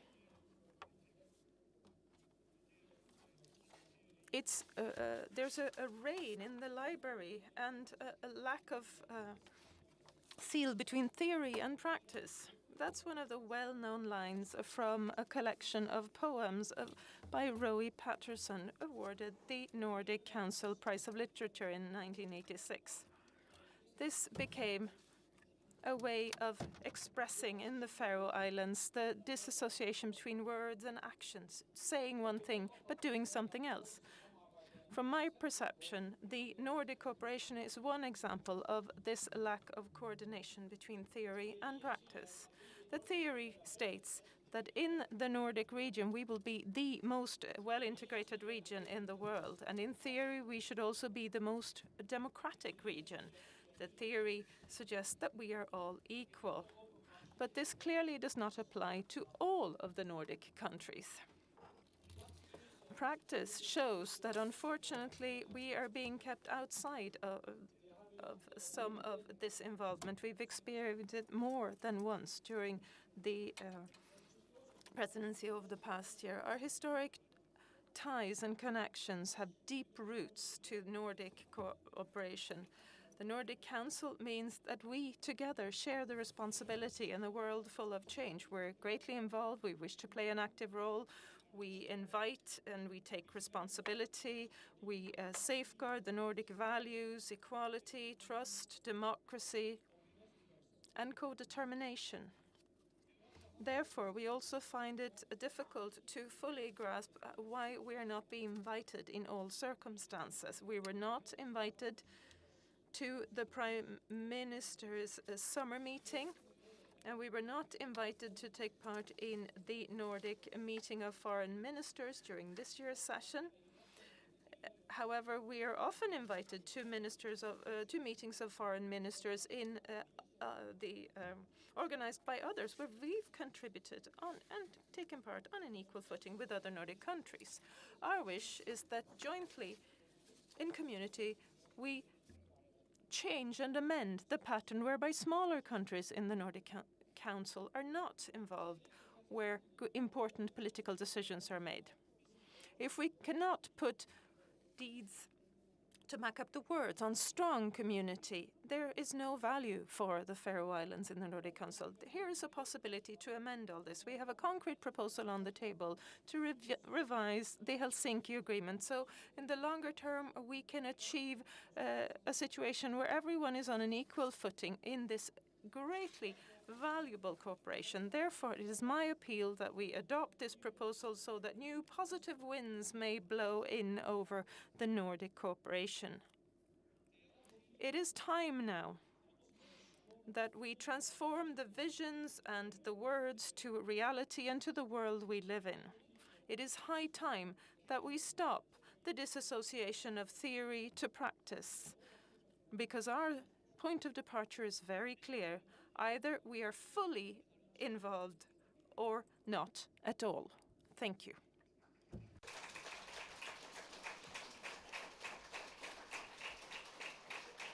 Nú gefi ég orðið til Tove Elise Madland fra Tove Elise Moland from the S Group, and after that we have on the list of replies Anna Stadbrück. You have the floor. Thank you very much, Chair, and thank you very much for your kind words. I have two questions to the Faroe Islands, and that is something about the Nordic cooperation, of course, but the Faroe Island, with its geopolitical location, if you look at today's security position or situation, how do you consider this in the light of the Nordic cooperation? And then, furthermore, when it comes to the climate changes that we are all experiencing today and that we have to tackle in the future, how do you view this in a Nordic setting? Thank you very much. Thank you. When it comes to security policy, as I mentioned earlier, security and defense are related to the Danish part of the cooperation, but we have close cooperation with the Danish government. And when it comes to matters of the security and defense in the north of the Atlantic, this is something that we address in the Faroese government, and we are also discussing these issues actively. And I would say that the decisions are made by the Faroese government. When it comes to climate, we're very open to these issues, and we're very anxious that it's resolved, because we live very much off and on with nature in the Faroe Islands. The temperature in the Faroese waters could change, and that would have a great impact. So we would like to be involved in all parts of the activities of the Nordic Council because it has such a great impact on us. Thank you.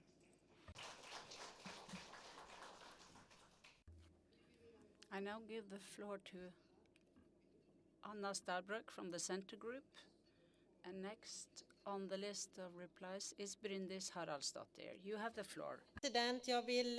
Thank you, President. I have a question on the security situation. Thank you for your address, first of all, and thank you for being so clear on the involvement and commitment of the Faroe Islands and on the important matter of the Helsinki Agreement.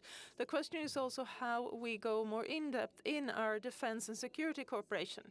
Considering the very serious situation currently, which has deteriorated so greatly when Russia invaded Ukraine, and with the struggle between the great powers and a great deal of uncertainty on what's going to happen in next week when it's time for the elections in the US. I would like to ask you to tell us from your perspective how you feel about the security policy and defense development in the north of the Atlantic. Thank you. It's important for the Faroe Island that we have low tension in this area, and even if we see changes, I think we still are a low-tension area, and we want to stabilize this. When it comes to Iceland, Greenland, and the Faroe Island, we have to facilitate cooperation between all the countries surrounding the North Atlantic, and to stand up to other superpowers like the US and others. It is extremely important for us to keep this area as a low-tension area. It's very important for those of us who live in this area or this region.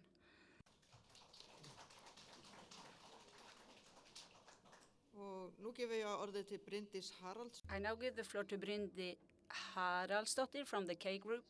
And next one on the list of replies is Orri Popjasum. I will speak in Icelandic. Thank you.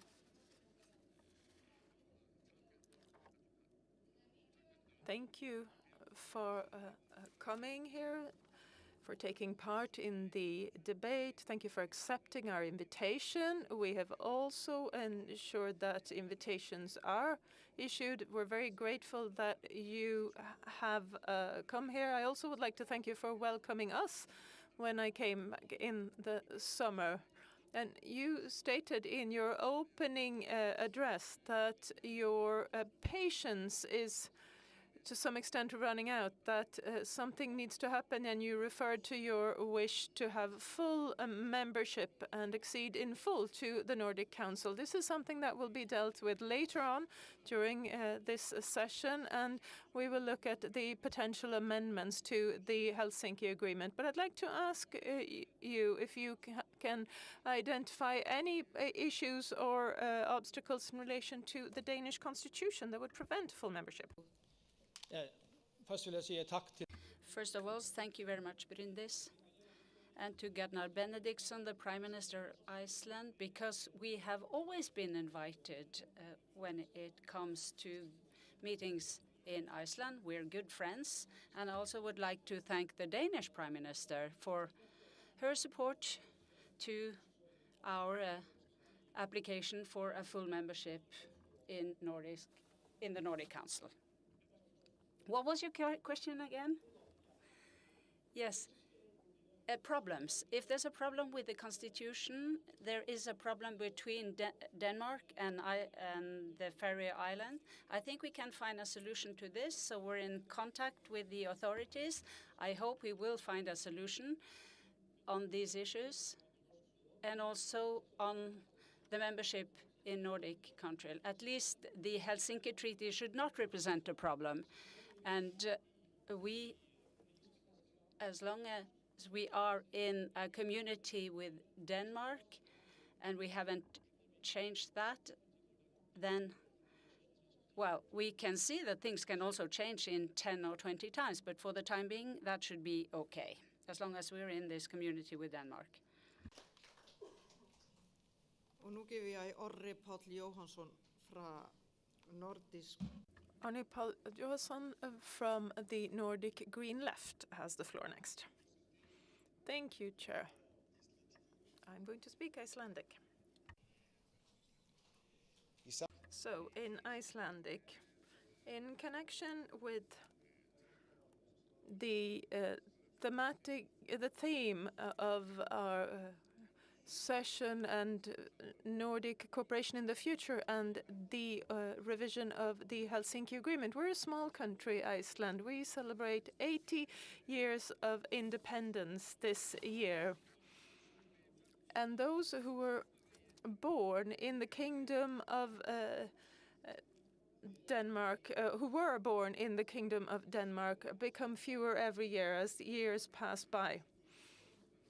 Together with the other Nordic countries, we are very anxious to be part of this fellowship. We cannot be without this cooperation. And what I'd like to ask is what your approach is to the fact that the essential in the revision of the Helsinki Agreement is carried out. What is the time frame? How long would you be prepared to accept to wait if you look at the timeline? Thank you.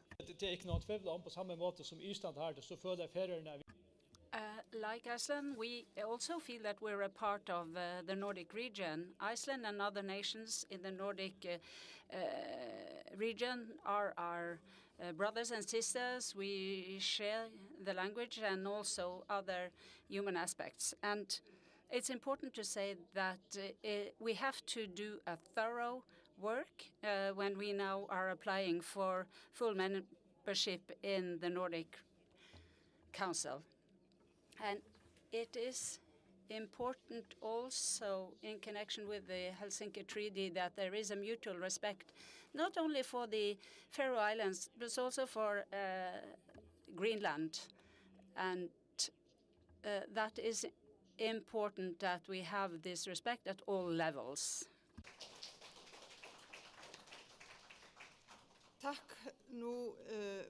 Thank you.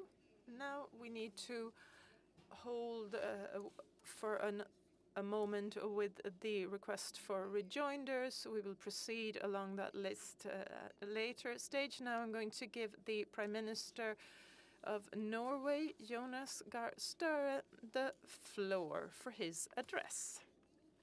You have the floor. 3 minutes speaking time. Thank you, friends. It's me. It's great to be here. Thank you for this invitation. It's very particular for us from the northern region to come to Iceland at this time of the year and visit Thingvellir, which perhaps was the origin or the cradle of democracy in Norway. And then we hear Zelensky speaking of the drama of modern warfare in Europe today. And despite all the things we can discuss here in Nordic Council, all the progress we have made with our societies, on this basis, I would like to give you 3 thoughts about peace and security in the Arctic. First of all, the Nordic region must be anchored on our values. This means when we have fewer and fewer people who are living in democracy and in autocracies, we need to say that this is a very important thing. And then we have to stand up against fake news and cooperate against what we now know as complex and hybrid threats to our societies. And we also need to be a pioneer in Ukraine's struggle and also fight against double standards. So we have to speak up when there is things happening in the Middle East. The 7th of October, the things happen in Gaza and what happened in Israel yesterday, where Israel adopted a law against humanitarian actions in favor of Palestinians. We have to stand up against this and say that this is against our values. The second thing is that we have to be courageous in the Nordic countries. It was 70 years ago we got the common Nordic labor market and also welfare schemes that were far beyond its time, 50 years before the rest of Europe. So now we have to continue. We're all a member of NATO, and we have to be able to discuss topical questions for our times. I think that everything that is attached to Nordic security is something we have to include in our Nordic discussions. We have a pragmatic relation to the Helsinki Treaty. We think we can discuss these topics, even if we have this topic. I also want to say that we have som vi som storsamfunn skal ta tak i. Men vi bør ha en pragmatisk holdning til det i nordisk. We also have the Sami population that we have to cater to, and we mustn't be dogmatic about this. And thirdly, we have to say that security in Arctic is security externally and internally. Externally, we cooperate in order to help Ukraine.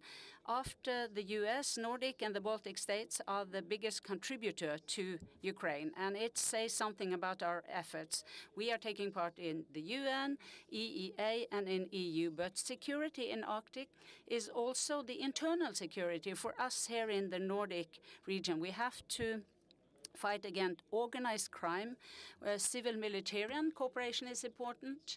And we also have to put on the agenda big questions like social media, artificial intelligence, and cooperation for the climate. And we have to show that the Nordics, we have good solutions for this.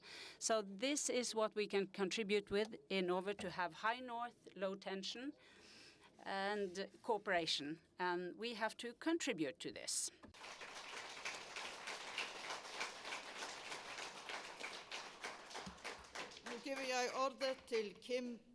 I now give the floor to Kim Bert from the S Group, and the next one on the list is Kjellander Ottersson. Kim. You have the floor, Kim. Ärade president, Honored President, the Finnish President Alexander Stubb recently visited Norway and had a dialogue on, amongst other things, defense cooperation and shared defense challenges. And I'd like to ask the Prime Minister what your impression was of this meeting and what your view is of how cooperation can be further strengthened in the future in terms of defense policy and our two countries. I'd also like to hear the Prime Minister's perception and views on how we can strengthen the transport links east to west and west to east within the Nordic region. An improved transportation situation is crucial for growth, regional development and export opportunities, as well as strengthening the preparedness and therefore also security of our countries. Thank you. It was a very good visit from President Stubb. We're recuperating, but almost there soon after that visit. But defense was a very important question because we now are both of us a member of NATO. For 15 years, we have wanted to have more cooperation between Norway, Sweden, and Finland, two within and two without NATO. But now we can do this together. We have a very good cooperation. President Stubb, Kristersson, and myself met in Norway before the summer in order to coordinate this. We want to seek for a common NATO command center. We have participation and cooperation with it all, the parts of the defense. And we, like we say, we do not threat anyone, but we will cooperate so that nobody puts a threat to us. Part of this is connection to transportation because, as we've said many times in this organization, many things about north-south, but we also need to start thinking about east-west. And our transport and defense authorities have also been looking into an east-west corridor where we could have communication, reinforcements in a crisis situation between Norway, Sweden, and Finland. And in our budget for the transport sector, we have now set aside extra money for some of these legs for this connection east-west. And also in the area of energy, the Nordic region has been cooperating, and we also need to think more east-west than only north-south.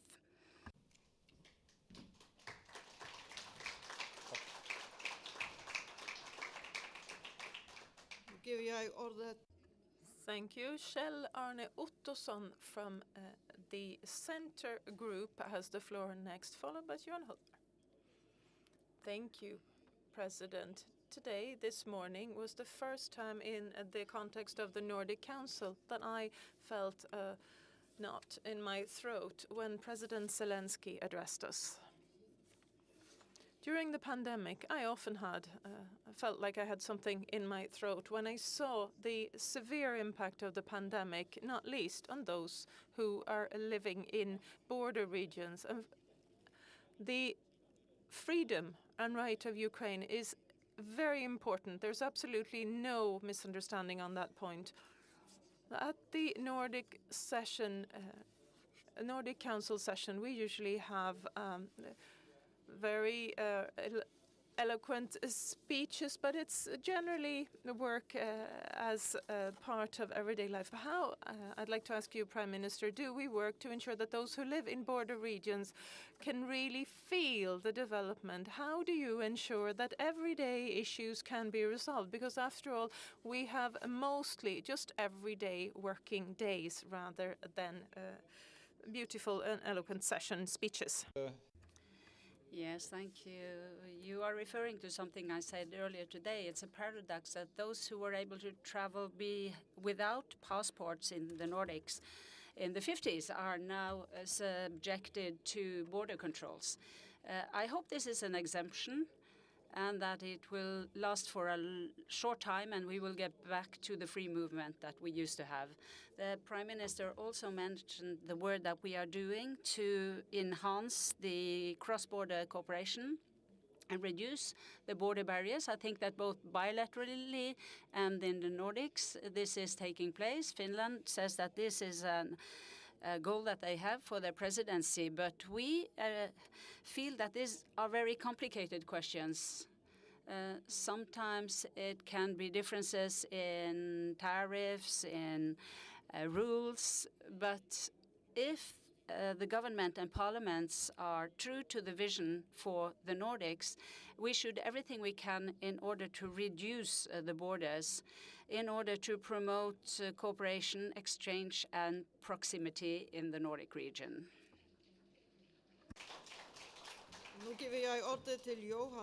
I now give the floor to Johan Korder from the K Group, and next one on my list is Lorena Delgado Vargas.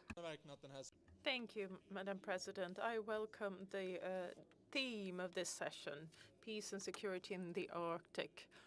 And during the session, we will be discussing how the constitution for Nordic cooperation, the Helsinki Agreement, can be further developed so that we can expand our cooperation also in the areas of defense and security. We see and experience clearly how tension is rising in the Arctic, not least in light of the Russian actions. They're acting in a more and more confrontational manner. And one example occurred in the middle of September when a Russian war ship fired a warning shot against a Norwegian fishing vessel. I think there have been some conclusions drawn by Norway on the deterioration of the defense situation in that part of the world with reinforcements in the northern parts of the country. But I'd like to hear the analysis of the Prime Minister, nevertheless, on the situation in the Arctic, and also to hear his approach on how we in the Nordic region can make even better adaptations to the new reality in the Arctic region. Thank you. The reality in Arctic is marked by the fact that Russia has launched a war of aggression against another country in Europe, that they have a political regime that is more authoritarian, and I would also underline that we are a member of NATO. Also, the US and Canada are members as Arctic countries. And I think it's important for us to maintain a tradition that has been very efficient in the north. That is the balance between deterrence, and that means that we have to have a capacity to defend ourselves, but also through NATO, our allies, which is absolutely important for all in the Nordic countries, and also calm down the situation, which means that we're not being soft, but we are predictable and we are working long term. And that is for Norway, with that when we are managing our fish stock in the Barents Sea, we want to be coherent in the way that we control the rules, be it a Norwegian vessel, a Spanish vessel, or a Russian vessel. We have to make sure that the borders are supervised and respected based on international law. And I think to be able to recognize this and be recognizable is very important to ensure the stability. If we have insecurity surprises, then insecurity will also grow. We can behave in this way, and then we can contribute to the long-term presence and stability in this region. I think that is a very important contribution to this. Lorena Delgado Vargas, you have the floor.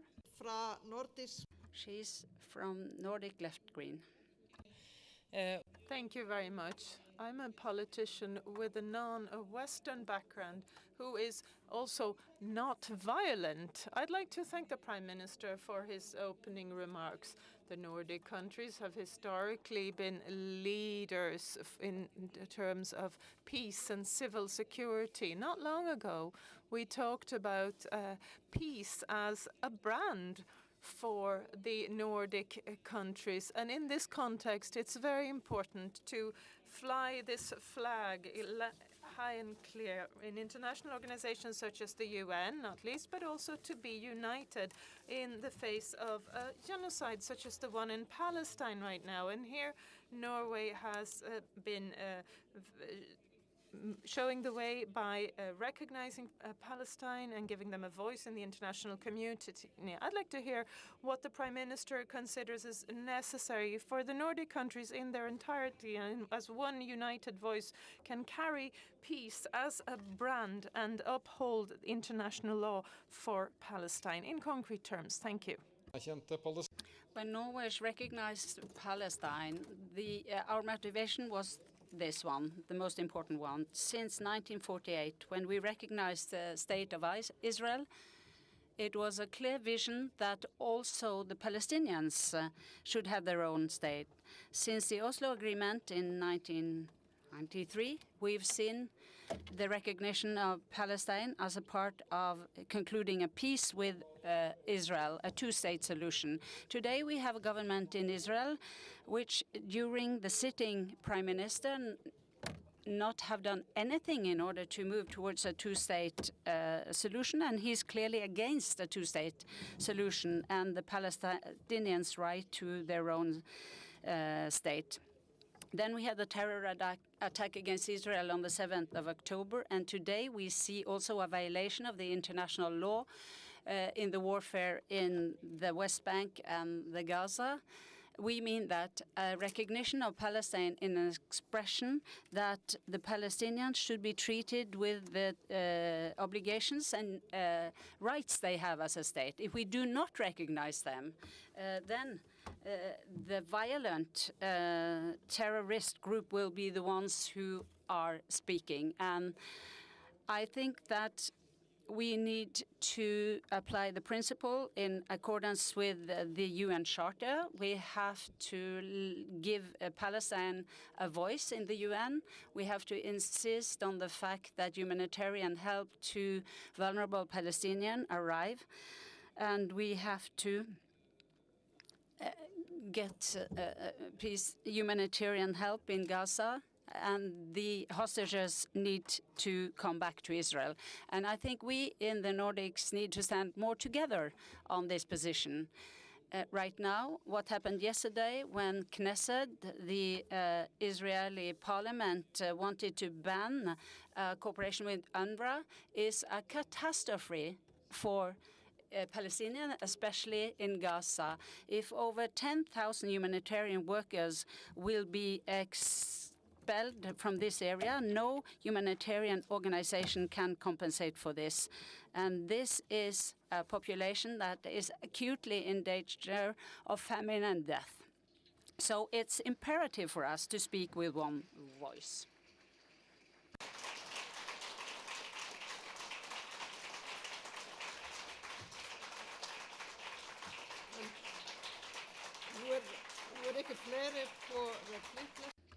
I don't have any more names on my list of replies. I now give the floor to the head of the government in Åland, Katrin Sjögren.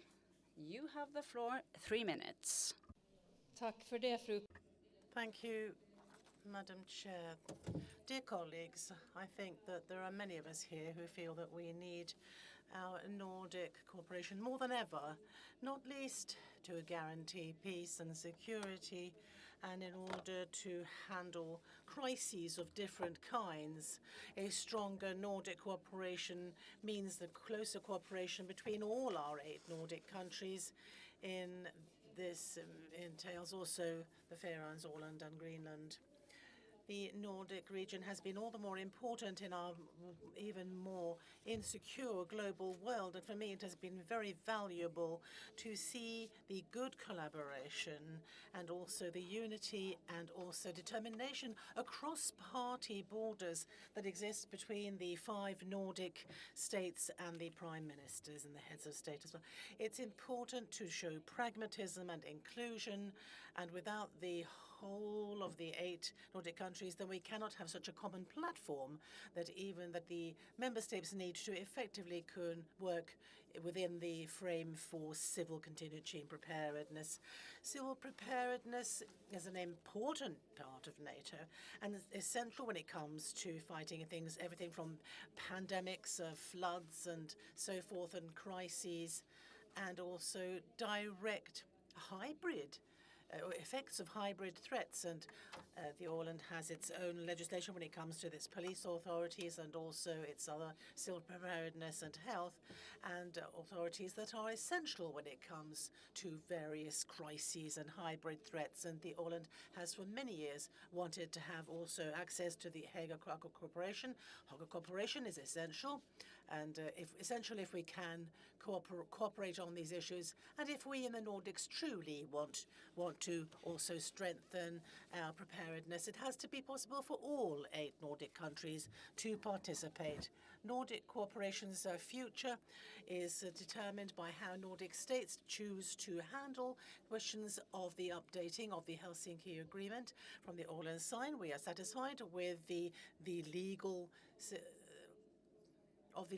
background of the work that has been carried out now, but would like to see an option for Åland for full membership, especially when it comes if the status of the Faroe and the Grönland is changed. For Åland, I would like to underscore that we want to have more politics and yet less formalism in Nordic cooperation. Nordic cooperation should make a difference to Nordic people. And finally, I would like to say thank you to Prime Minister Orpo and the Finnish government for the common work that we have done for next year's presidency. And here we have focused on collaboration and pragmatism. Thank you. Nå giver jeg ordet til Per Arne. Give the floor to Per Arne Håkonsson from the S Group. And next one on the list of replies is Anne Falkenborg. Jeg ønsker at Anne vil være ferdig. Vær så god. I hope that Anne is ready.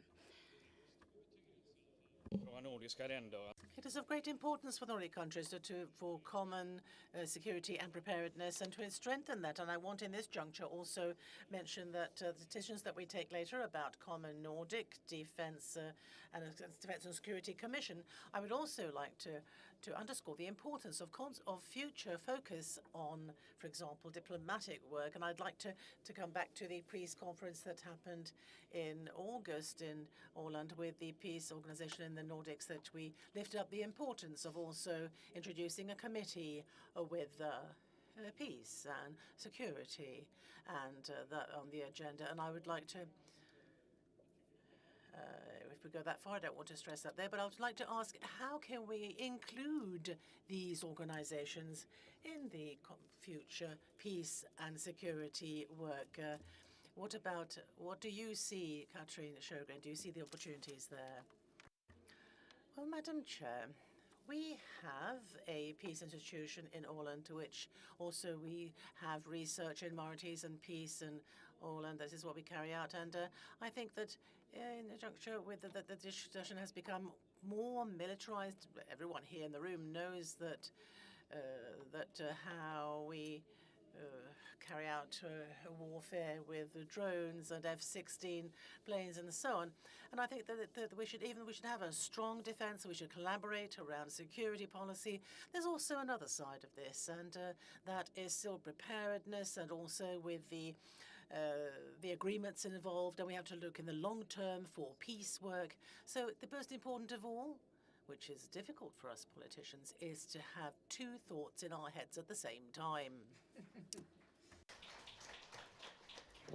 Ordet for Anne. And now Anne Falkenberg from the Center Group has the floor, and the next speaker on the list is Liv Perry Eskeland. You have the floor now. Tack, och tack för en fin tale. Thank you, and thank you for your great speak. The Helsinki Treaty, we've talked about that today, and we've heard about the Faroe Islands and Greenland, and they want from the Faroe to play another role in the Nordic cooperation and have a full membership in Nordic Council, a wish that Greenland also shares. And as we've heard from the Prime Minister, we agree to the final result of this endeavor. But I also share the thoughts of the Prime Minister that we don't need to do things more difficult than they really are. So I think you should embrace this idea. We have mentioned also, I don't know if Åland is really supporting this wish from the Greenland and the Faroe Islands, and do we really need to change the treaty here? Madam Chair, I would like to start with the last one. Without a doubt, the Faroe Islands, we want to support the Faroe Islands and Greenland's ambitions, and we've done that the whole way. When it comes to the Helsinki Agreement and that all 8 countries should be members, we've discussed this diligently in Åland, and we've noted that if the Faroes and Greenland take the steps for full membership, then also Åland should do it. It is otherwise not. It is not conceivable that Åland would be some of a B team. So I think in Åland it's important that we have a lot to contribute to Nordic collaboration. We have three islands. We know that islands are always interesting, and also interesting from a security policy point of view. So it is my strong and clear wish that we find solutions. They don't have to be complicated or complex. We just have to stick together and stay together and keep Nordic collaboration together.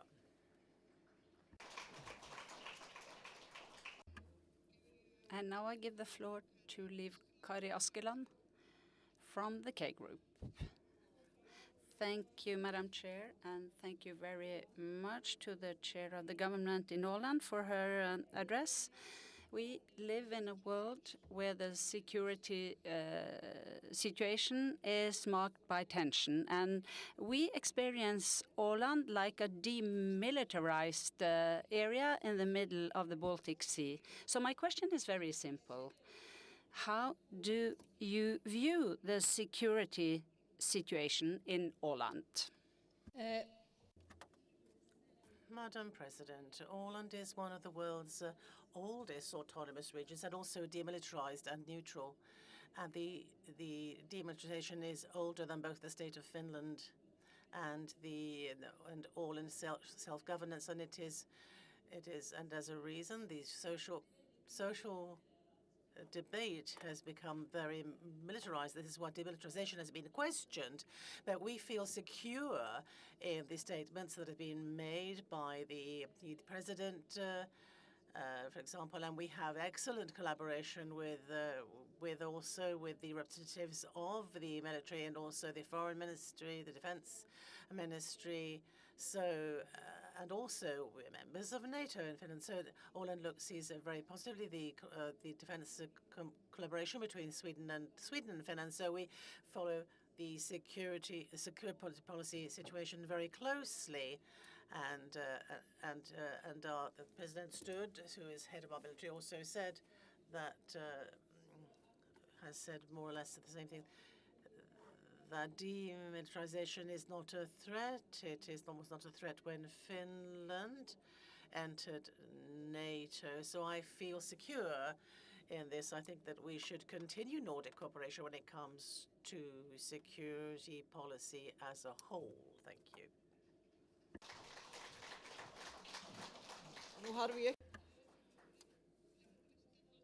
I don't think we have any more names on the list of replies.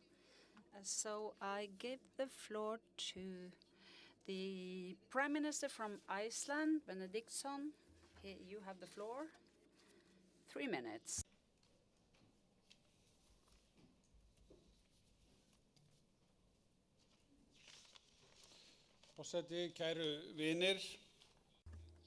President, dear friends,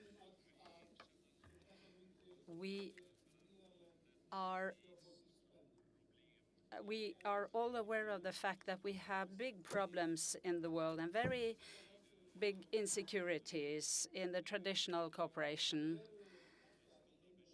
A lot of worries and different forces around the world.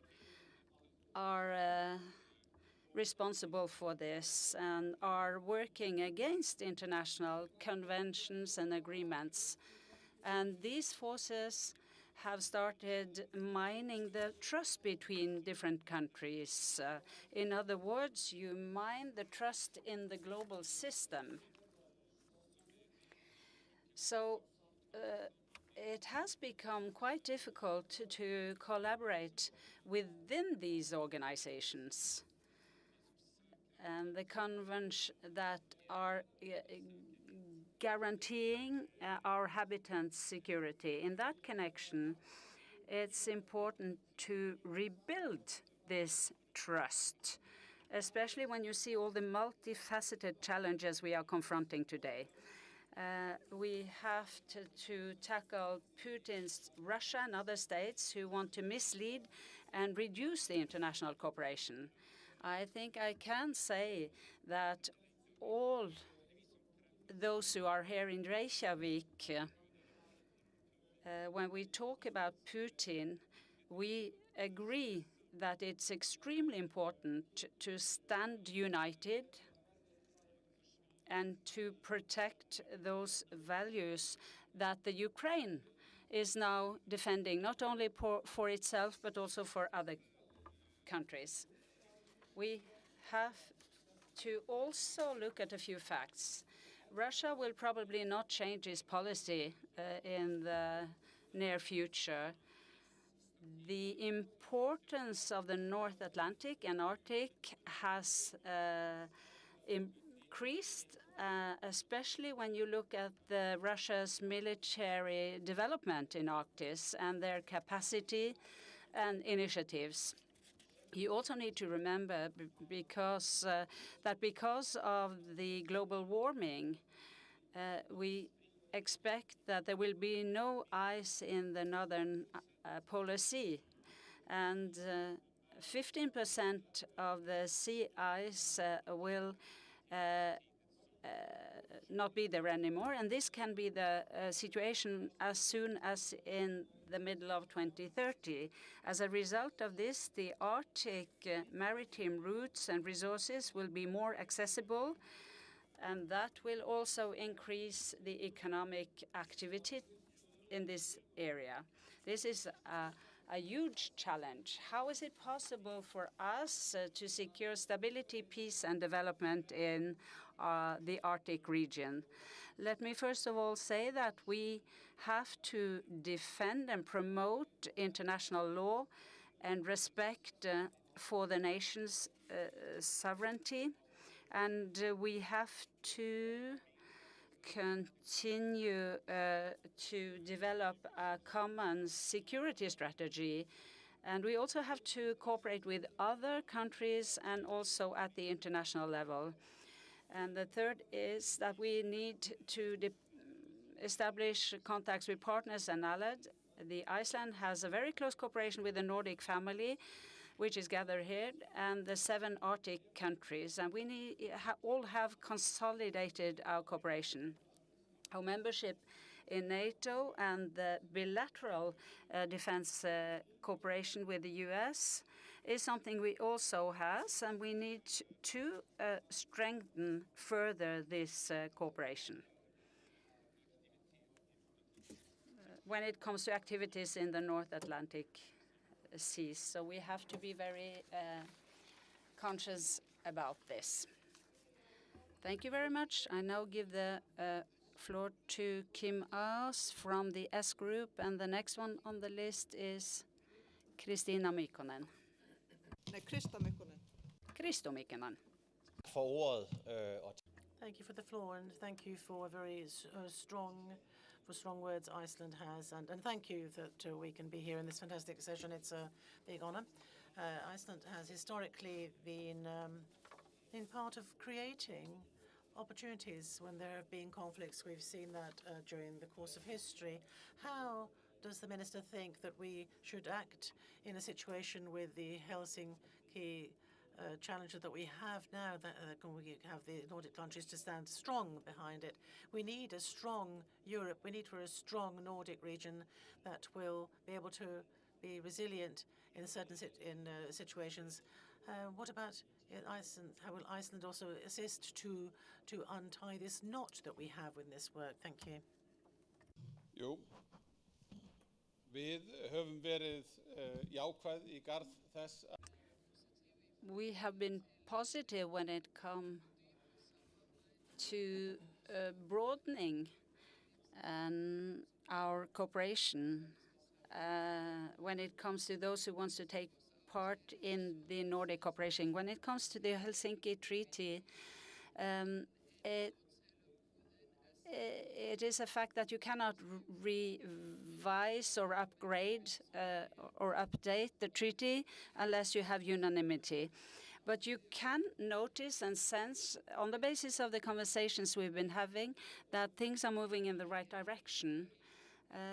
Perhaps not everyone agree with me, but I do have the feeling that there is a change here. So I'm quite optimistic, and I think we don't need to speak more about this when we meet next time. Krista. Now give the floor to Krista Mikkonen. You have the floor. And the next on the reply list is Nordic Council. Thank you. I will speak Finnish. When we speak of stability and security in the Arctic region, we also have to talk about the climate crisis and also the loss of biodiversity. The Nordic region is heating up faster than the rest of the world, and this has been seen as destruction of the environment. The Arctic nature is sensitive and also can have more biodiversity loss. The weaker biodiversity, the worse we are at dealing with the climate crisis. In the Nordics, we have to do more ourselves and to promote stronger international agreements. The UN conference on the environment is now underway, and all countries should also give them their biodiversity strategies and action plans to stop biodiversity loss. Of the Nordics, only Denmark and Norway did that. Finland and Sweden do not have a strategy or plans. Iceland has not decided even over its goals. I ask, how does Iceland intend to stop biodiversity loss? And what is the Nordic message to the UN climate conference in a month's time?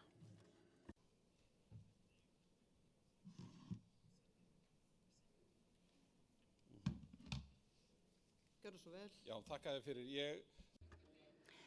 Thank you very much.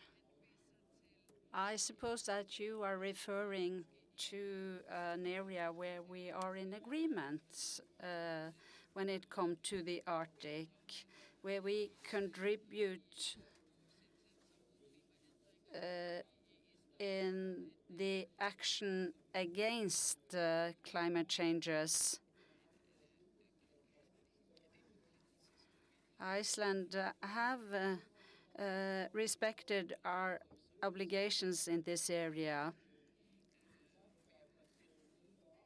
And we've had an advantage because our transformation when it comes to energy started 100 years ago in Iceland, when we had our hot water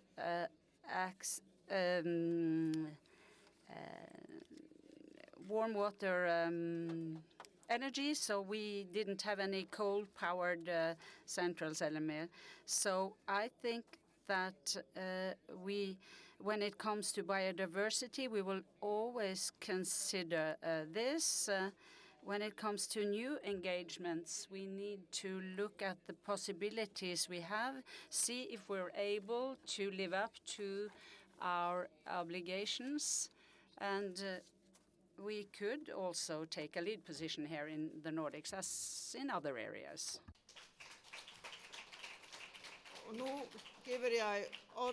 And now I give the floor to Lilian Vajen from the Nordic Green Left. You have the floor. And the next speaker. I'm sorry. Pardon me. The next on the list is Nora Fagerström from the K Group. But Lilian Vaile is after her. Thank you. Thank you. I will speak Finnish. Madam Chair and Prime Minister, Iceland's history is very effective. The first people that came from Scandinavia to Iceland at the end of the 1800s, and also the oldest still functioning parliament, Althing, was formed early. It has belonged to NATO from its inception from 1949, and is one of the founding members. And Iceland has also had a bilateral defense agreement with the US from 1951, and Iceland does not have their own defense forces. Iceland has a strategically important position, and its position has grown when tensions have grown between the West and Russia. And I'd like to ask, how has your preparedness now developed over the past few years, and what kinds of plans do you have when it comes to preparedness in the near future?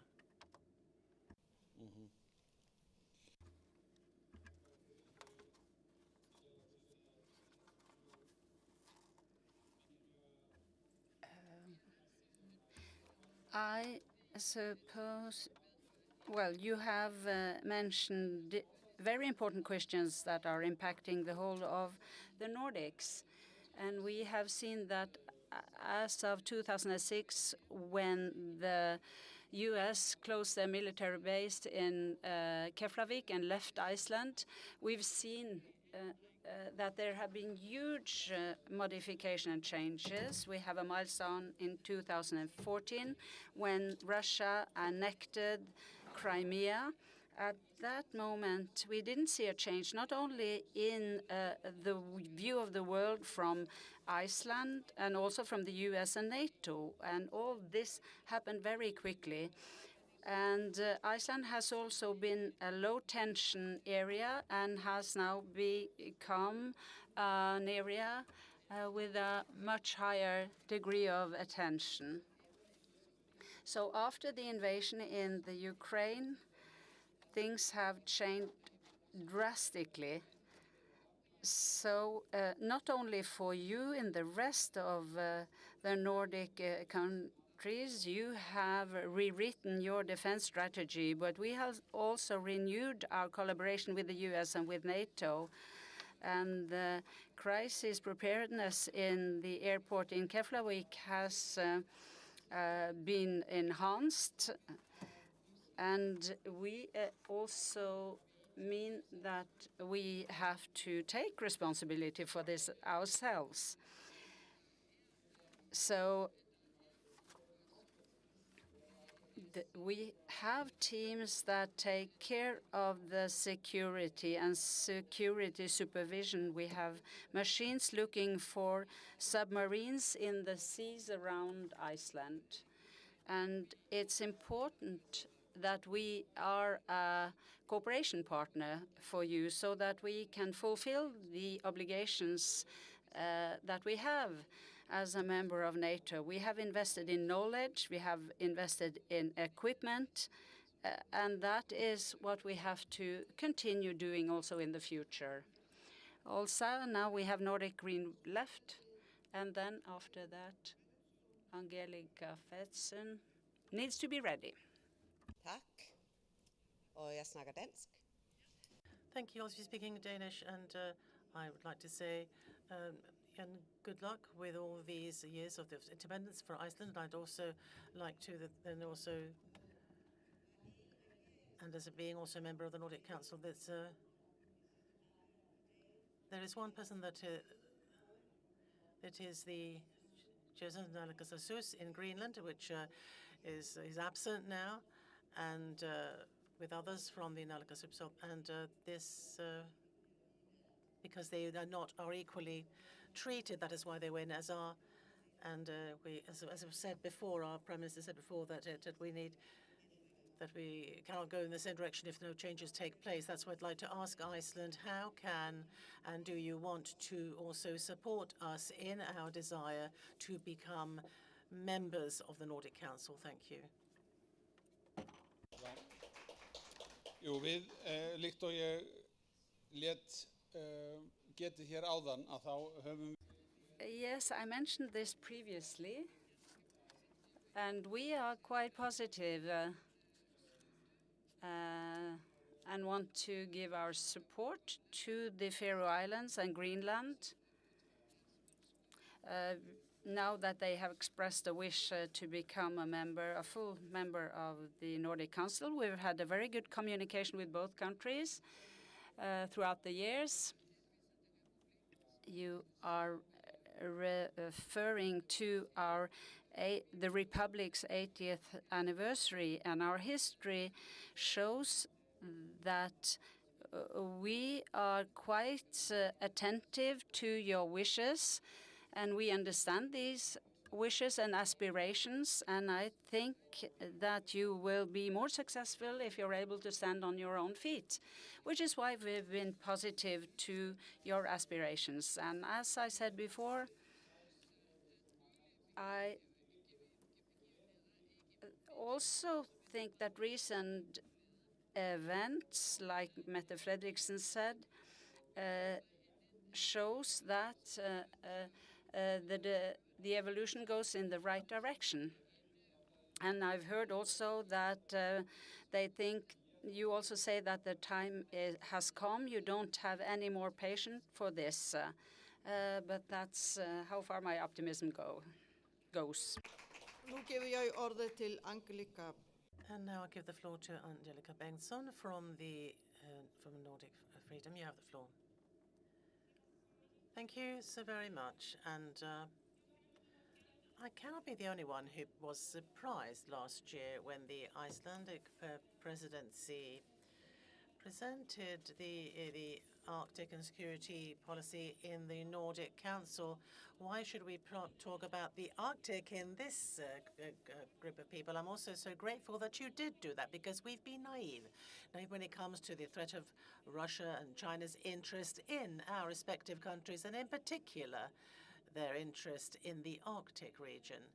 And so thank you so much for that initiative. And here is my question. How will you, the prime ministers and other ministers, work so that the question of the Arctic region is not forgotten when we next year have a new theme and focus area to work on?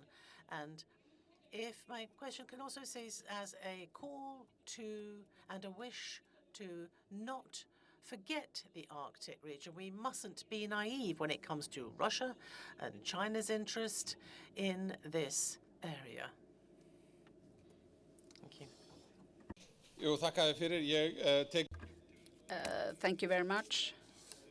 Like you, I think it's very important to discuss the Arctic here in the Nordic Council, and now that Sweden and Finland have become members of NATO, I think this could help us to open up new avenues for discussion on the Arctic region.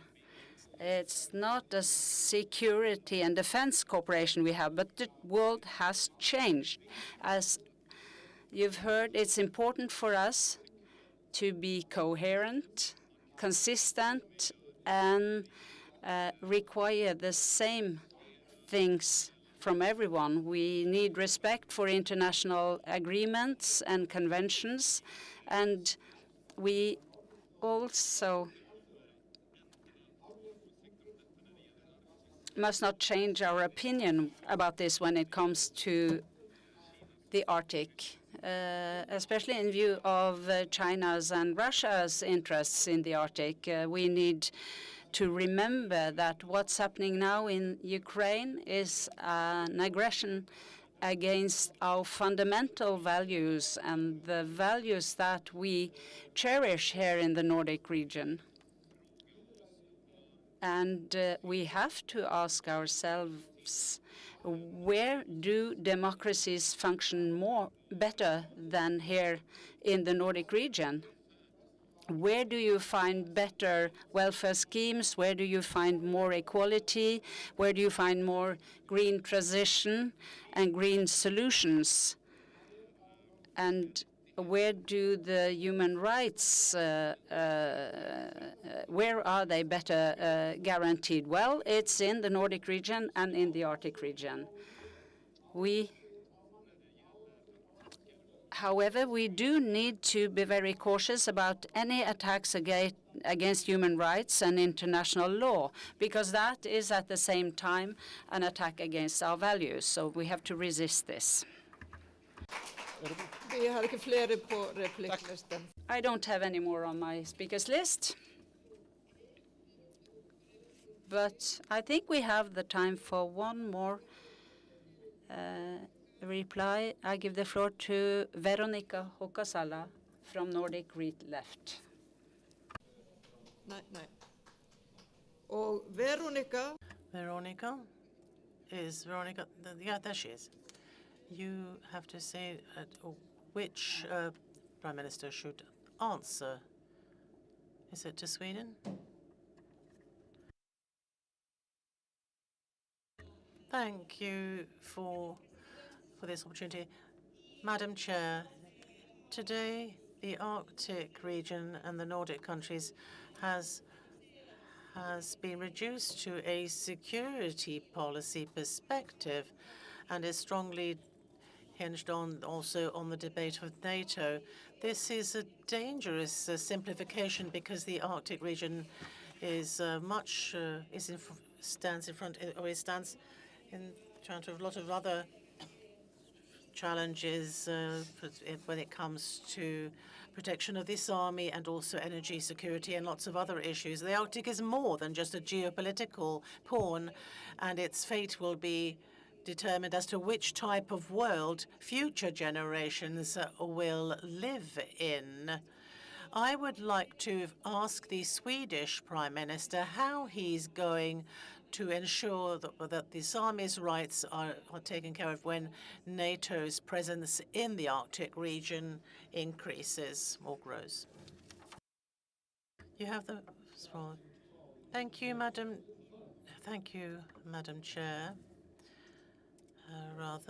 First of all, I'd like to say that the fact that the Arctic region's importance has increased, its importance as a security policy area, doesn't mean that it has diminished in its importance in other respects. I think that one can manage to maintain other former issues in one's head at the same time as one thinks about other things, about the climate and research, and I think it's clear that have been important for a long time. And now there is a security policy dimension that for most is more acute and also broader when it comes to the Arctic region. I don't think it should be seen as a problem, apart from the fact that we've seen as a problem that it has come about, this situation. But I think what complicates it is Russia's actions, or its lack thereof, or the impossibility of collaborating with Russia. I think that makes it all much more complicated for natural reasons. And the question about the Sami, well, for Sweden, I think we work a lot on that issue in many ways. And of course, in Sweden, the Arctic region is an important part of all this, and other areas of the Arctic are more broader issues that not perhaps that have to do with the Swedish Sami, but I think it's well integrated in the policies all the politics that we actually have in Sweden.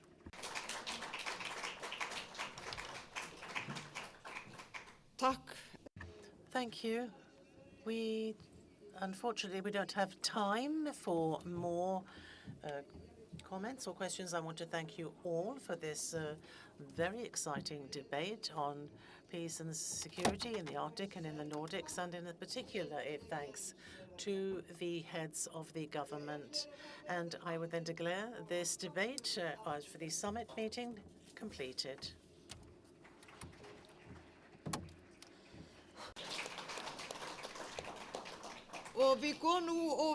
And we now move to point 4, and the Finnish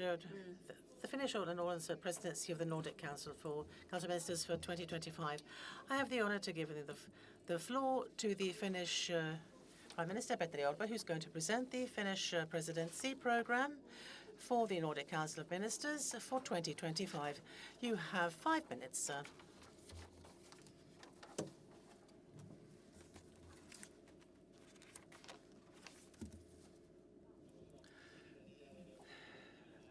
Madam Chair. I have the honor of presenting the program for the next presidency. The program is called the Nordic Region United and Strong. The Finnish government will carry out the presidency together with Åland. And this presidency is an important opportunity for us to promote the common goals of the Nordic countries. The Nordic region is more and more united. We are engaged and committed to a strong Nordic cooperation. It is also important that cooperation between the Nordic and Baltic countries is further developed and deepened. Dear ladies and gentlemen, the name of this is the Nordic region together and strong. And it is important in the situation in the world that we are being challenged from many regions.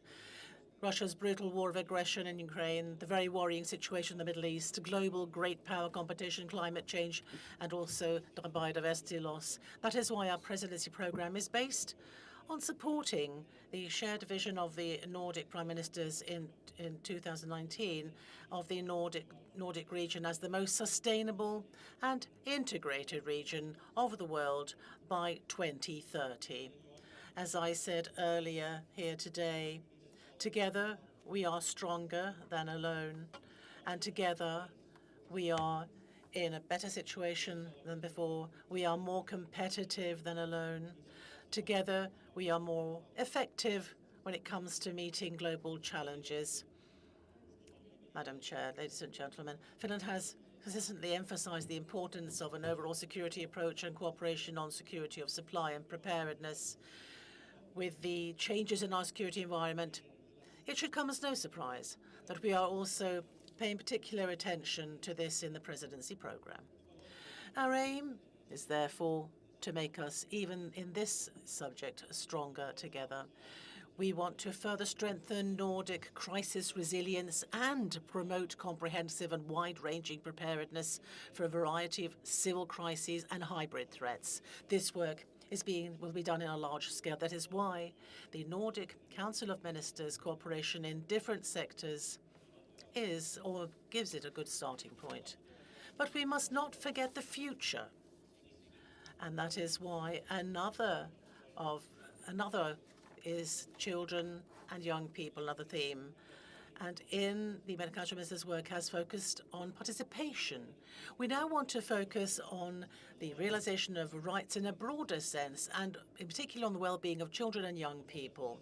In the Nordic countries, we build society so that young people and children have good futures and a belief in the future.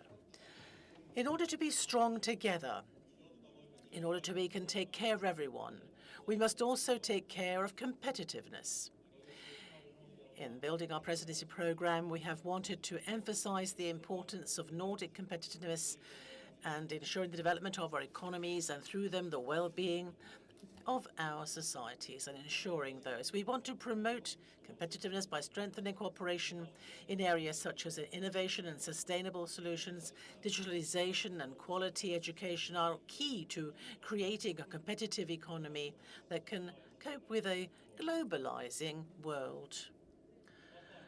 Promoting free movement and integration is also an important objective for Finland and Åland. It must be easy to live, study and work and do business across the borders in the Nordic region. This is why we will continue to work resolutely to dismantle the border obstacles between the Nordic countries.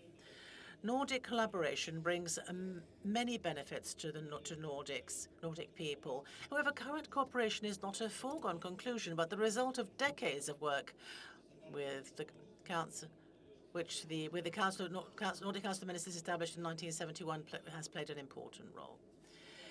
In a rapidly changing international environment, it is important that the Nordic countries as a strong region can work together to find sustainable solutions to current challenges to promote the Nordic perspective on a global level. Dear friends, the presidency program sets our priorities and common objectives for the coming year. The Finnish presidency, together with the Åland Islands, demonstrates our strong commitment to Nordic cooperation. It is also one link in a chain in which each Nordic country has a rotating responsibility for the presidency. Madam Chair, it is important that in our time we nurture and further develop this important tradition of cooperation in our time, a cooperation which is built on common also trust. Next year, Finland and Åland will work together for a united and strong Nordic region. I would now like to thank the government of Åland for the excellent cooperation. And I will now give the floor to the Landråd, Katrin Sjögren. Thank you very much. You have the floor.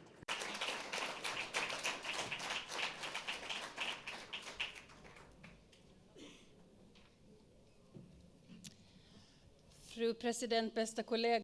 Madam Chair and colleagues, during the joint presidency of Finland and Åland, an important period starts for the goals of 2030, and we have a collaboration program for 25 and 2030 about goals and part goals for this program. Our goal is to work for the vision, that the vision will be realized in an effective way, which gives clear Nordic benefits for sustainability, for resilience, for a strong preparedness, for competitiveness, and for the jewels of the Nordic crown, equality, and also gender equality and the rights of young people and children.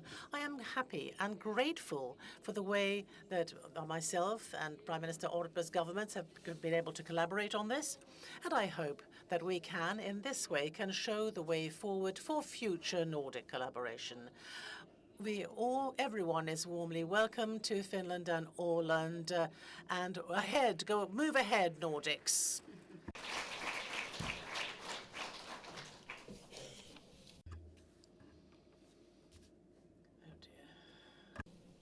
Tack. Thank you for these very good presentations. I now give the floor to Helene Björklund from the Presidium. You have the floor, Helena. You have 2 minutes. Tack, President. Thank you, President, dear ministers, dear colleagues. On behalf of the Presidium, I would like to thank you for the information provided by Finland and from Åland on your presidency of the Council of Ministers for 2025. We are pleased that Finland, just like Åland and Sweden during this year, wants to focus on the vision and the work to realize it. The vision that the Nordic region will be the world's most integrated and sustainable region by 2030 is alive in everything we do and should be so. And like Katrin Sjögren said, it is a decisive year for us now. So it's time that we realize this. And we all look forward to a constructive and good cooperation between the Presidency and the Nordic Council, as we have seen in 2024. In accordance with the missions to our fellow citizens, we, like you, want Nordic cooperation in 2025 to focus on Nordic benefits for Nordic citizens in their everyday lives. We also look forward to working closely to promote a green and competitive Nordic region through investments in knowledge and innovation and integrated Nordic labor market. We also believe that we need to strengthen cross-border cooperation on infrastructure and transport. And we all agree in the end that the vision for Nordic cooperation is clear. We want to and we will try to create a society for all, where there is peace and security and where we live sustainably in coordination with climate and nature. So we have the same goal, and we thank you for these excellent presentations. We look forward to a very good cooperation with you.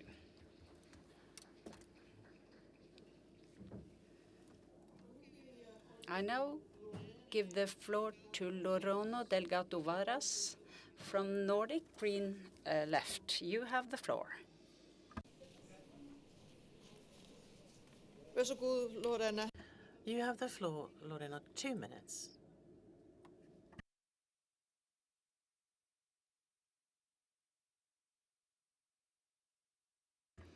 Yes, thank you. I actually had a question to Finland and Åland's representative delegates with the presidency program, which is why I asked for the floor, but I cannot see them here present.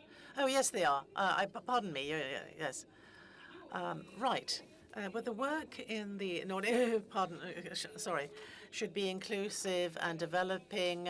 All of us should have the right to have a worthy life, and no matter what background we come from. And in particular, I would like to lift also the rights of indigenous peoples, where every child should be given the right to its culture and language. The Sami people is separated by several borders: Norway, Sweden, Denmark, Norway, Sweden, and Finland, and even Russia. And it's extremely important that we prioritize the border obstacles that prevent Sami culture and economies and Sami life and Sami education. And when Sweden had the presidency program, then I was very insistent on that we should have also included the indigenous people's right. I wonder if Finland has included that in their program. Thank you. Takk for det. Ønsker And will the Prime Minister answer?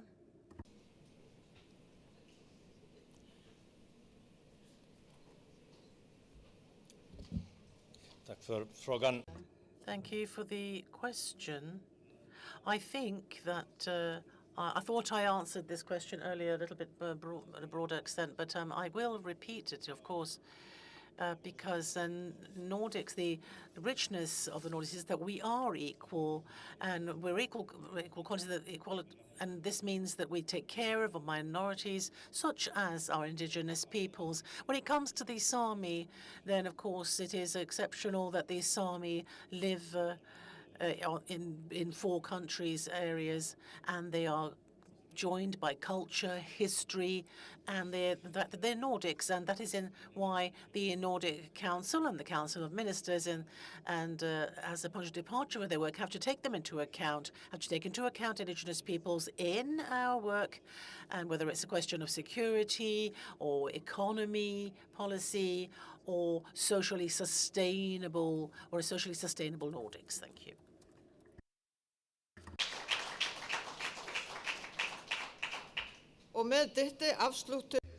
And we will now conclude on the item 4 on the agenda, and we now have to postpone the item 5 on the agenda until tomorrow. But dear friends, before we leave the room, I would take this opportunity to thank you all for a very good first day of our plenary meeting. I would also remind you that there will be also a ceremony for the Nordic Council prizes. All the government representative and the plenary assembly, international guests, members of the Nordic Youth Council and the Sami Parliamentary Council are invited to this prize ceremony. I will also take this opportunity to congratulate the laureates. I look forward to see and meet them all during the prize ceremony and during the government's reception. I wish you all an excellent evening, and I look forward to continuing our meeting, our plenary assembly tomorrow. Thank you very much for your attention.